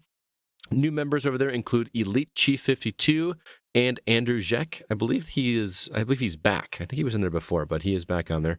Also, do us a favor, hop over onto whatever app you are listening to this episode right now and drop us a review.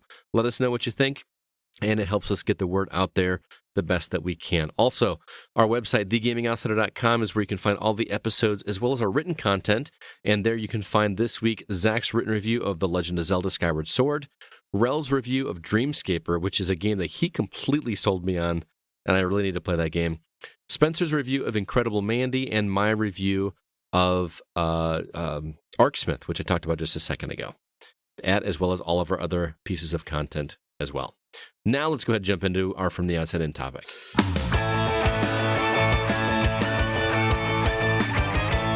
So this past week, I was asked to join the Hollywood Outsider for their 10th anniversary episode, and we were asked to come up with a question to pose to the group. My question centered around visiting the set of any film or television show to see what it was like to witness some of the behind the scenes and how the sausage is made. It made me think, what video game studios I'd like to visit, so I thought we'd discuss it here as well. We're going to talk about studios both past and present that we'd like to actually go to, meet the devs, learn about what it takes to make a video game. So before we get to the current studios, I want to know which ones that no longer exist would you have liked to have had a chance to go visit before they went under? Zach, let's start with you. Sure. I think my first pick is a little bit weird. But do you remember during the PS3 and 360 heyday, there was a developer called Grin. Yes. Oh man, they had a great logo that popped up in the game. They did, yeah. But they had that weird run where they did Wanted Weapons of Fate, followed by Terminator Salvation, and of course, they remade Bionic Commando, and they did the beloved Bionic Commando sequel. Really beloved? Yeah, I think so. Right? People love the twist when your arm was your wife. I remember. No, they did not love that. You did. No, it was terrible. But I did actually love Bionic Commando. I think it was a lot of fun. But, however, I think that would be a very fascinating studio to have been at because they had this. They came out of nowhere, had a weird hot streak for about 2 years, and then just bailed, and then they were just out of business. Mm-hmm. And that's just a fascinating story. I would have loved to see how that all came together. So you just want to see what happened? You want to go visit just to be like guys, there's a story there that is just not been told. Where's Jason Schreier when you need him? Right, because people I'm sure would click the hell out of that article. Another one is Glyphix Games because they had the Mustard Brothers before they made Fortnite with Chair Entertainment, and Shadow Complex before that. They did Advent Rising, and it was their only game. And I would have just loved to. I would love to have been there for that, just because that would allow me to know how the story would have ended, which would be great because it's just such a strong universe and a strong start to a franchise. So that would have been great to see as well. And then, because it's just personal to me, I guess. And then one last curveball. And they're not necessarily gone, although I guess they technically are. It would be 90s Squaresoft. Yes. Yeah. PS1 JRPG Squaresoft, and even though I wouldn't, speak the language, there's just such a flow of creativity and exciting ideas happening right there. And they were just on top of the world, of course. Final Fantasy VIII, Banner Fantasy Musashi, Parasite Eve, right? There were just so many ideas, and it almost seemed like it was just whoever pitched a game got to make a game, right? Like Threads of Fate, it was just a insane time. And I would just love to have been a fly on the wall during Squaresoft of that era. That logo is so iconic to me too, like the square with the A kind of a little bit higher with the red under it. Right, and then if I'm remembering correctly. Yeah. It was iconic. Yeah. What a great time. So those are my picks. Nice. Alyssa, how about you? You stole one of mine. Okay. I would love to go and see Visceral. I'm a huge fan of the Dead Space franchise. And I would have loved to have seen how they came up with that idea, how they made it. But also they had the Star Wars project that I was super excited about, and then the studio closed and it was canceled. And I would have just loved geeking out over seeing what they had come up with for the Star Wars universe in a video game. I think it would have been amazing. And I love Star Wars, and it's gone now. Who knows if any of it will ever see the light of day. But I just think it would have been super interesting to see the Star Wars game and to see how they made the Dead Space trilogy. And you would have gotten to hang out with Amy Hennig? Yes. That would be cool. The wonderful Amy Hennig. An icon, a legend. I would love to be in the writer's room when they were deciding to make a Dante's Inferno game.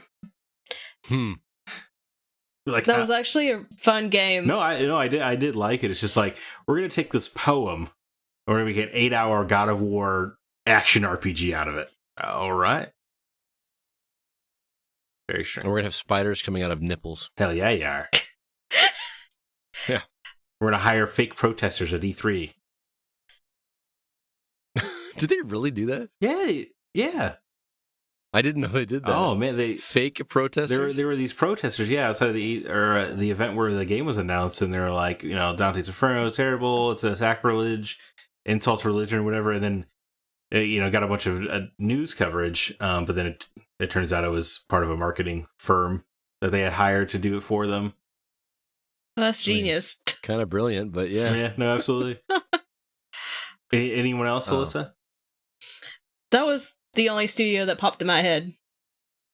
All right. I got one from one of our listeners, Thomas Becks, who said, I would love to go back in time to the early 90s and visit Lucasfilm Games and Sierra Online at the height of their power. That would be awesome. I would agree. I don't play too many point-and-click adventures nowadays, but going back, man, those LucasArts games, the Indiana Jones ones, the Monkey Island games, Loom, The Dig, I would love to, because you're a narrative guy, Zach. I just want to be in those rooms when people come up with these stories and the branching parts of these stories and dialogue. Because just like just the trees that they have to develop to do that have to be insane, right?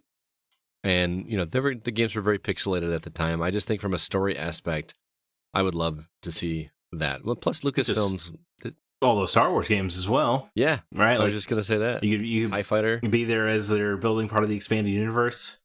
Mm-hmm. You could be one of those infamous meetings where they'd be like, it's a TIE Fighter game, and then George Lucas walks in and is like, I think it should be an X-Wing game, and then you just have to remake the whole thing because George Lucas said something while he was walking through the office.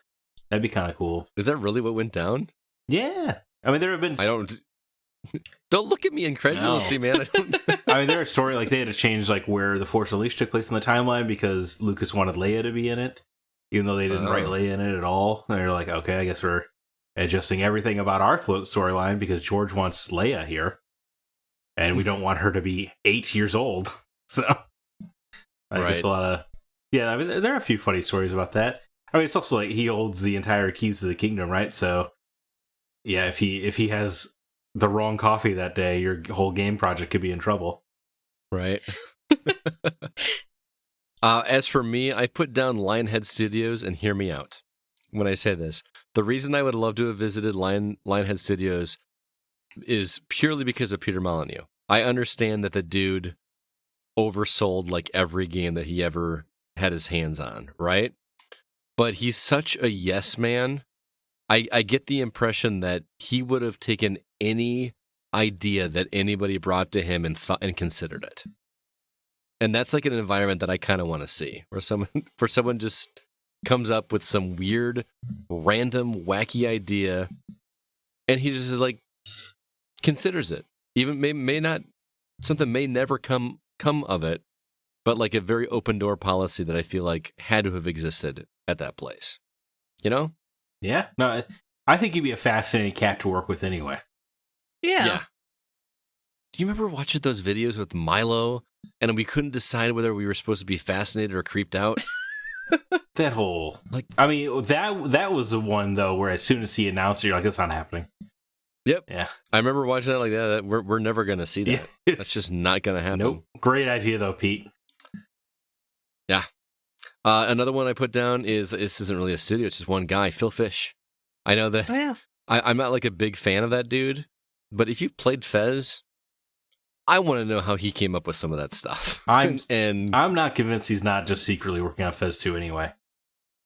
Yeah, I mean, wouldn't that be amazing? He just drops it out of nowhere. Yeah, I mean, he does seem prideful enough to have truly canceled it, but I also just see him saying it was canceled and then gets bored 6 months later. He's like, I guess I'll finish Fez 2. Maybe it's already done, and he just is like, nope, nobody ever gets to play it. Well, that lines up with everything we know about his personality.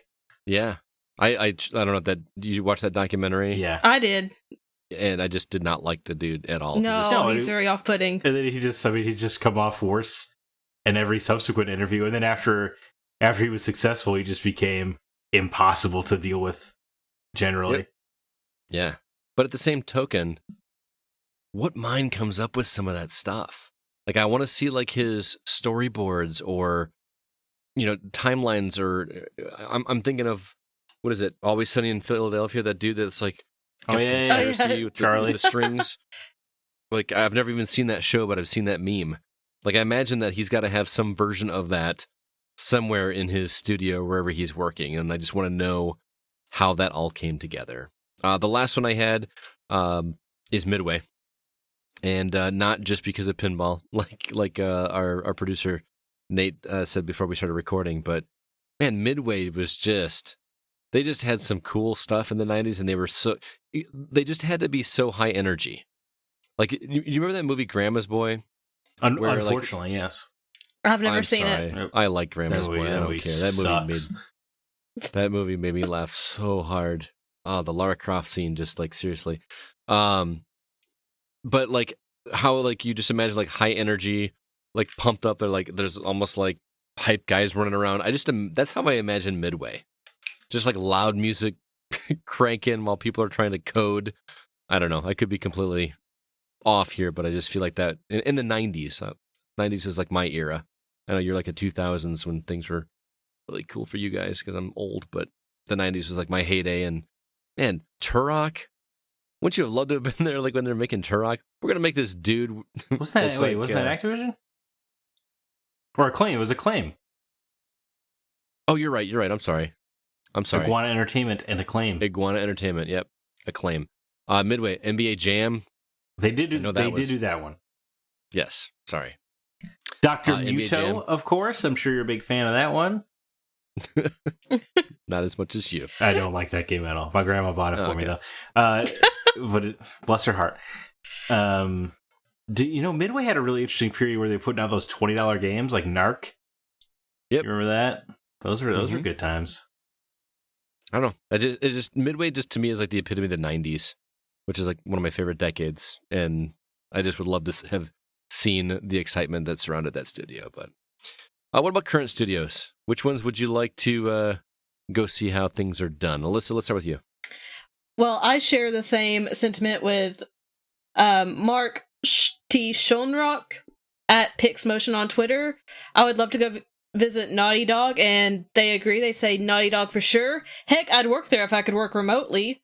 Mm-hmm. But, I mean, they just knock it out of the park with every game. Uncharted, Last of Us, Crash Bandicoot, Jak and Daxter. They're just iconic, and they just seem like geniuses because they always come up with amazing stories, which I love Last of Us 2 story. I know it's divisive. Uncharted 4, not a great story. Oh, I loved Uncharted 4. Last of Us Part 2, brilliant. One of the best stories. Uncharted 4, it's incredible. Miserable. I loved Uncharted 4. So unnecessary. But anyway, I just would love to see their process and to see the environment. And I'm with you on this one, Alyssa. It was actually going to be on my list before you sniped it out from under me. I just stole it. I know. I mean, just the sheer fact of being able to see how motion capture works. Like, can you think of any other studio that you'd want to go see motion capture more than Naughty Dog? I mean, just the star power alone makes me want to go. Nolan North, Troy Baker, Ashley Johnson. Yeah, I mean, just, and I actually saw a video, and I feel terrible. I cannot remember. I don't know the actress's name. I can't even remember the character's name, but her girlfriend's character, I forget the character name, but Shannon Woodward is the actress. What about Dina? Okay. Dina, yes, yeah. Thank you. So I saw a video, and it's probably been around for like forever, but I saw a video of her watching her character first appear in the game. Like, she actually saw gameplay footage, like when it's like a snowball fight or something at the beginning of Last of Us 2. And just the sheer, emotional hit that she took of seeing her face in a game that looked that gorgeous and hearing her voice, like it overtook her. And to be a part of seeing that filming would just be such a neat experience. I mean, it's the closest you get to watching the filming of a movie or television show, but in video game format, right? And I mean, and think how hard that is. I know they do this in movies too, where they do green screens and everything like that, but that's all they did. There was no like acting on a real set in Last of Us, right? Every single thing was a prop that didn't look anything like it showed up in the game, and just to meet those stars would be amazing. Yeah, Naughty Dog would have been a great one for me. I would love to be there during the Uncharted 4 drama. When Amy Hennig get ousted and they rewrote it and everything. I really want to hear her story. There's something so exciting there. Not in like a happy way, just that's got to be a riveting story. Mm-hmm. It does. Do you ever wonder if she's like cooking up something similar with that idea and something else? I mean, it's kind of hard when you already have an established character like Nathan Drake, but I doubt it. I mean, I want to see what she's working on next. It's been a long time since she put something out. It's true. Yep. Any others, Alyssa? I'd also just love to go and visit Sony Santa Monica because God of War 2018 was, I believe, my favorite game of the year that it came out. I'm looking forward to God of War Ragnarok, and I just think they're a great company. They've put out quality games, and I'd just like to check out the studio. I just think it'd be cool. It would be cool to see how noted Green Lantern fan Cory Barlog works. That's true. And that dude genuinely loves what he does. It seems like, but it's, I don't know if did you watch the Raising Kratos documentary? It seems like it's a fascinating watch, guys, but he just puts so much of himself into that first game, and he seems pretty actively miserable for a lot of it. And I think he was just struggling with being a new father and stuff, worried about, the game's plot is very self-reflective of him worrying about his worst traits going to his newly born child. But after the success of that game, he just seems so much more happier. But it just, it seems like that first God of War was an incredibly personal game for him. You should really watch that. Yeah. It's very... He seemed overwhelmed by the positive response. I remember watching a video of him experiencing the comments or whatever, like the reviews as they were coming through, and just in tears. That's just the kind of stuff you love, man. Well, it's not every day you head up a project that you have no interest in, and then True. And then it turns out to be considered one of the greatest video games of all time. Mm-hmm. That's quite a turnaround, I imagine. And part of me wants to go back and revisit that game. I don't know. I'll wait for the sequel. Because there's so much. I'm glad Alyssa loves it as much as she does, but there was just so much that I consider to be filler in that game. Mm-hmm. I don't know if I could bring myself to redo it. That's fair. It is fair. Yeah. What else you got, Alyssa? Let's see. Sean Coates says that he would like to either visit NetherRealm Studios or Machine Games. If I were to visit NetherRealm, I'd love to shake Ed Boon's hand, or at least the post-COVID elbow bump. And he also says that he lives super close to and has been to the Blizzard campus. I wonder that story. I haven't heard too much actually this week. No. Yeah, probably. I think the CCO stepped down this week. Did you hear that? Yeah. Yeah, But I did. They have new co-presidents. Yeah. I don't know. I mean, What a mess. a disaster, really. Yeah. I mean, it's so cool that you've been there, Sean. A little humble brag. I appreciate that.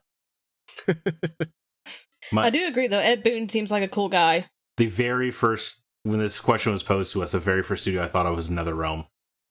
Because even if I don't super love fighting games, just what a fascinating dude Ed Boon is. Mm-hmm. It's not a lot of creatives in the world who have headed up one storyline for 30 years, right? That's an incredibly unusual thing. It's pretty cool. Yeah. That's his... And, it's in your universe and your baby for 3 decades or whatever. That's insane. Mm-hmm. It is insane. I actually had a friend that made an animated short called Combat Kids, and it's gotten millions of views on YouTube, and they actually played it in the studio, and I think he got to go and see it on the TV screen in the studio being played. That's pretty awesome. That is pretty cool. Yeah. And he got to meet Ed Boon. I think, forgive me, Ted, if you're listening to this and I totally butchered your story, but it was a fun short. It's kind of like South Park meets Mortal Kombat. Okay. Is it about the combat kids of the Mortal Kombat X? It's just kid versions of the Okay. Mortal Kombat characters. Yeah, because but yeah, I don't know. I mean, that's cool.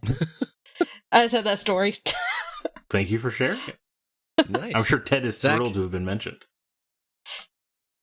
Zack, what newer developers would you like to visit?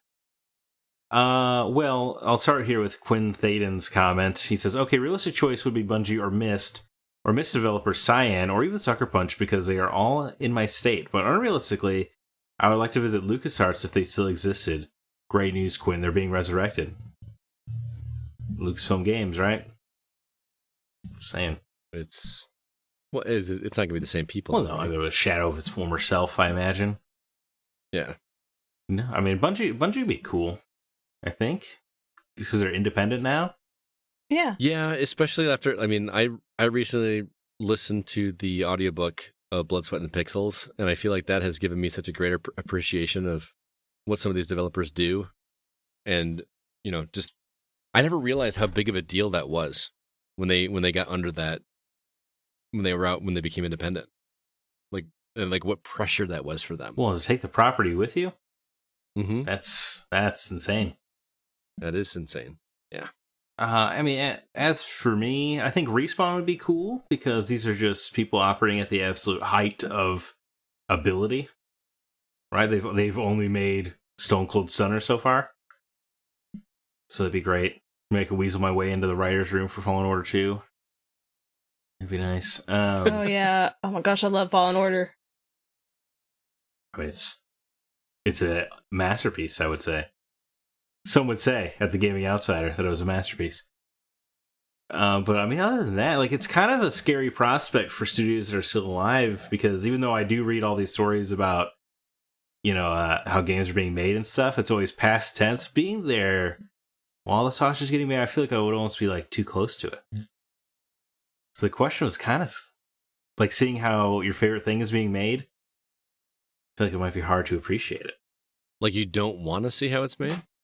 Kind of. I feel like for the things that I'm super attached to, like it's almost like intimidating, or like I feel like it might be harder to appreciate the finished product if I knew all the building blocks to get there.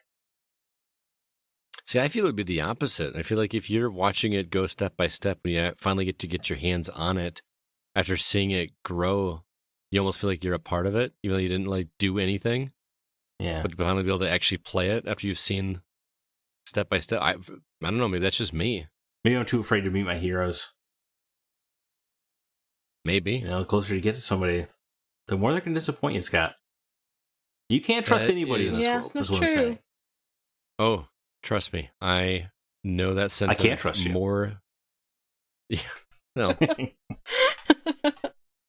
can trust me, Zach. It's okay. Well, now that you said that, of course. That's exactly what someone who you can't trust would say. Right. I feel like, and also, like, a lot of my favorite developers are Japanese, so visiting them is not really going to bear a lot of fruit for me. Oh, come on. If you couldn't hug Yoko Taro, you wouldn't do that in a second? I'm just saying I don't speak the language. He also doesn't work. So? He's a free agent. He doesn't work anywhere. Hugs translate to every language, my friend. Okay. Watch out, Yoko Taro. You're getting a hug. Yeah. Whether you like it or not. Yeah. And based on the fact you have to wear a mask, I imagine you're probably not thrilled at the prospect, but gosh darn it, you're getting a hug. Yeah. And so, I mean, Platinum would be interesting just because how do they juggle all those games all the time? That's true, yeah. Right? Also, I want to know where the heck Bayonetta 3 is. Yeah, you're right. That's right. Number one now is Platinum Games, just so I can see if Bayonetta 3 is real. Because I'm not convinced it is. At this point, you just kind of hope it's like a shadow drop. Like, by the way, here's the trailer. It's available right now. I think we're coming up on 1,200 days since we've last seen anything on Bayonetta 3. Have you been counting? No, but there is a website that keeps track of it. It's just funny. Like, that's such an insane amount of time. So I think Metroid Prime 4 is creeping up on 1,000 as well. Oh my goodness! Don't get me started. I was so excited when I was actually in LA when that was announced, and I was like geeking out about the prospect of a new Metroid Prime game. I think I was sitting next to you. Were you? I thought that was the year. He completely blacked you out. Well, that's also no. I'm thinking. I thought that was the year I was there with the old team. I mean, maybe you're right, but I've seen you get giddy. Oh man, next E3 we have to all four of us get together and just like do the press conference stuff in person. We tried to do it this year, like over Google Meets and stuff, and we had a good time. Don't get me wrong, Yeah, right, we did. Alyssa? Yeah. I think my favorite was when we let Alyssa into the call, and we were both wearing Fallout helmets, just like and they were just staring at the camera. that was my favorite. But I don't know, just like the four of us hanging out, like doing nothing but press conference stuff, and then like just chilling and eating and that's playing games together. That was the best time of my year, E3. Oh, dude, it was so much fun. And then just like an open mic, recording that instead of doing it all like this. Yeah, episodes are so much better when we're all sitting at a table. You'll see one day, Alyssa. It's great. We need to make that happen next year, assuming all this goes away by then. Let's just all get together. If we can, all go to E3 together and make that happen. Did you have any others, Zach, or should I go on? I just thought of Ska Studios. That'd be cool. A little husband and wife team that makes Salt and Sanctuary. Oh, okay. Yeah. I don't know how it would squeeze in there. I guess I would just be visiting their house.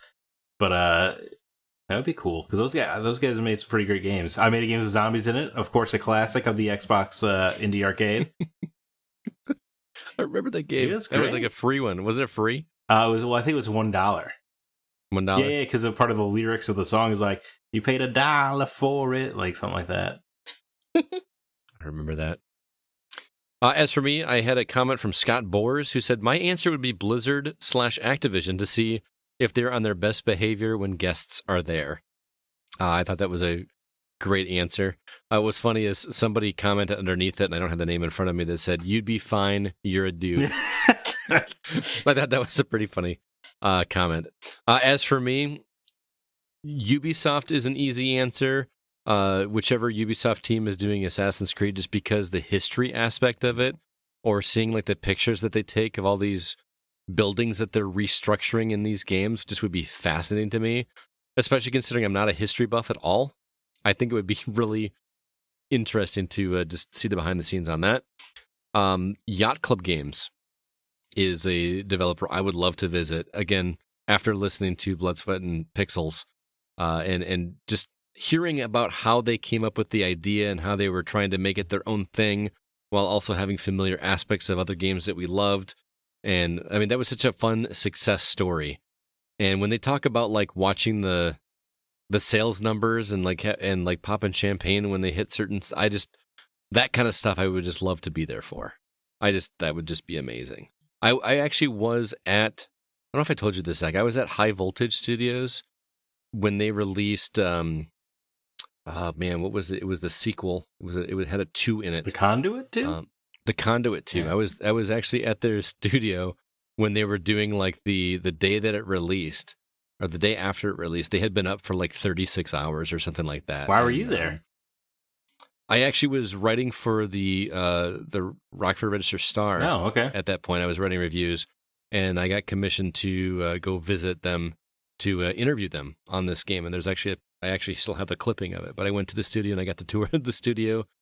But it was like the worst time to visit a studio because they were like launching a game. You know what I mean? They're all like in like the conference room, like, you know, bloodshot eyes because they've been awake for so long, and they're looking at sales numbers. And but it was still cool. I got to see the sound booths where they recorded the audio, and I got to, you know, see, I don't know, it was an interesting experience. But I don't know, just Yacht Club Games seemed like those people just seem very cool, like-minded like me, and just that's such a fun success story. The other one I had done was Playdead, which is the developers that made Inside and Limbo. Just because I want to see, that's like an artistic expression that I want to see how it's made. Not only from the visual aspect, but the sound. I don't know if you remember how long it's been since you guys played Limbo, but a big part of the selling point of that game was just the sounds that game made. Like even when you get killed or impaled or something, like how do they come up with all that, and the audio recording, and how do you come up with these ideas to make that game sound and look so ominous with so little? Is just a fascinating thing to me. So, and then the low hanging fruit is Nintendo. I mean, I'm surprised that nobody else has actually mentioned it, because just, again, we don't speak the language, I suppose, but this could almost be a back in the day one. Like, I don't know if you've seen any documentaries about what Shigeru Miyamoto did, like when they were creating like Mario levels and just sit there and watch them piece this stuff together would just be fascinating to me. But then how they carry it forward with current stuff. Like, how do you come up with new ideas and keep things fresh? See, I think that's another one, like, where they've been so tight-lipped for so long, where I'm like, I don't think I want to know the secrets of how they make a Zelda. Yeah? I just feel like I might ruin it for me. Like, I would start to see the seams when I play it. Maybe. I don't know. I want to see the seams, though. I do after. After I play it, I want to see all of the seams. But, like, that first time, I don't know. There's just something about being too close to it. You just want to be fully enveloped in it? Yeah, I think so. And then after I play it, I want to tear it down to its bits and bolts, but interesting. Yeah. All right, well, that's our topic for the week. Thank you, everybody that wrote in, and thank you guys for this awesome conversation. That was a fun one for me, and it's got my gears spinning about what other developers I'd like to see. But stay tuned for next week's topic. We don't have it one decided yet, but we'll have it posted on Facebook, Twitter, and Discord, so stay tuned for that. But that is going to do it for this episode of The Gaming Outsider. Zach, before we get out of here, do you have any parting words for our listeners or recommendations that they should check out? You know, nothing altogether crazy. I did start the first Dark Tower book. I don't know if I talked about this last week. The Gunslinger? I love that book. Yeah, the Gunslinger. And I generally loathe Stephen King. But about the, like 20 years or so of recommendations have finally worn me down, so I'm trying the Gunslinger. And it took about 50 pages, but it finally got mildly interesting, so I'm hoping it continues to be interesting. I heard that one drags the beginning quite a bit. Yeah, it's about 40 pages of nothing. Before like a character interaction occurs. But just like Stephen King in general, this isn't his prose doesn't do it for me. Really? I read my first 2 Stephen King novels last summer, and I thoroughly enjoyed both of them. I can't. He's one of my favorites. He overdescribes the hell out of stuff, and it makes me want to eat a shotgun. But I'm powering through the Gunslinger, and I like the main character quite a bit. Right. So I'm hoping to like it. I'm trying to pace it. Sounds good. Well, Zach, thank you for joining me this week. Alyssa, what about you? Anything you want to share? I really loved the film The Green Knight, and I know it's a mixed bag, it's divisive, but it was so beautiful, and it's still sticking with me, and it really helps if you know the poem that the film is adapted from, Sir Gawain and the Green Knight, however you want to say it, Gawain. But the film is just so beautiful, and there's so many different hidden messages and themes, and the cast is fantastic, and I was lucky enough to be able to see it in a theater all by myself, so I was fully ensconced in this. That's cool. Yeah. The entire theater all by yourself? Yeah, well, the theater is being shown in, yeah. Right. I saw Birds of Prey in a theater all by myself, and it was a magical experience. I always love it when I'm by myself. I saw Fight Club in a theater all by myself. That is an eerie experience walking out of that theater the first time I saw that movie. Oh, I saw The Conjuring 2 by myself, and that was traumatizing. Yeah, that doesn't sound fun. That was the only time I was like, please let someone else come, and they never did, so. I'm so excited that you like The Green Knight, because I was looking forward to this movie quite a bit, but it's kind of hard to find in a theater within public transit distance of me. I'm surprised it's at the theater in my small town. I was not expecting it to come, and it's here. But I thought and I was the only one that watched it. Right. They might have regretted it. But the trailers make it look incredible, but just about everybody I know who've seen it said that they didn't like it at all. You have to go in not expect... It's not action-packed or anything like that. This is purely... It's all allegory, right? It's allegorical. You have to pay attention every single second. But for me, even though the movie is over 2 hours, it flew by. I was just entranced. But, some people have said it seems longer than that. Some people have said it's just boring. I just found everything, the visuals... the way, I love David Lowery's films, but I loved it, and I definitely want to see it again, just to, parse through it more, pick up on stuff I didn't pick up on the first time. And yeah, they did change some elements from the original poem. They switched things around, but I think that actually makes it a little more interesting, just to see a different take on this classic tale. Would you say it's I heard that is a love it or hate it film. It is. It definitely is. But I loved it. Would you say it's one of those movies that is benefited by the theater experience? I would say yes, at least your first viewing, if possible. It seemed like a good way to trap you into paying attention. It is, but I have heard people say they fell asleep during it too, so... Wow. But I personally loved it. I know it's hard to recommend it, but I would say if you're interested in the film, or if you enjoyed the poem that it's based off of, or if you like David Lowery's films, definitely give it a watch, because it's beautiful. It's one of my favorite films of the year so far.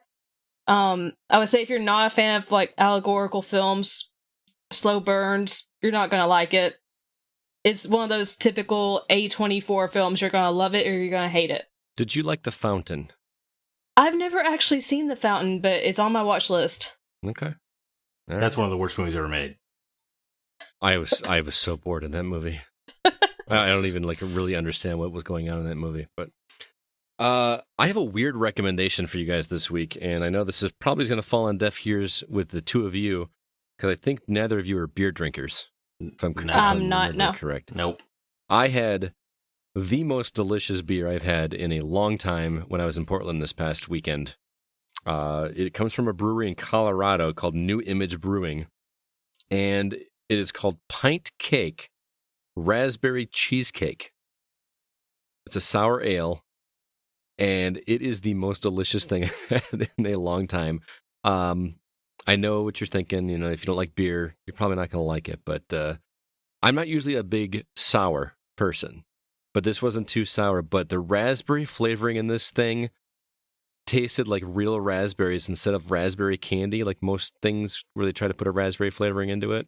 And man, it had such a amazing taste. It actually stuck on your tongue well after you drank it, and I need to find it. If anybody can find this beer for me in the area, please let me know, because I need to have some more of it. It's amazing. And they make a bunch of others that I haven't tried yet. I need to try them all. So that's my weird random recommendation for the week. And I know neither of you are gonna take me up on that recommendation, but from all my beer drinkers out there, I know one person who'll probably take you up if he can find it. Yeah? Yeah, Who's Sean. That? Sean will? Mm-hmm. Oh, bless me. I love Sean. You mean Sean Fuller of the Horribly Awkward podcast? Yes. That's that guy, yep. Yeah. Well, thank you everybody for listening. The Gaming Outsider is produced by Nate Lucas, and all the music you hear is written and performed by the previously mentioned Grant Henry of Stemmage and Metroid Metal. His website is stemmagemusic.com. Please be sure to email us if you have any questions or concerns. Our address is feedback@thegamingoutsider.com. Until next week, I'm Scott Clark with Zack Parkerson and Alyssa White, and we are The Gaming Outsider. And remember, there's no such thing as a bad game, just games that aren't for you.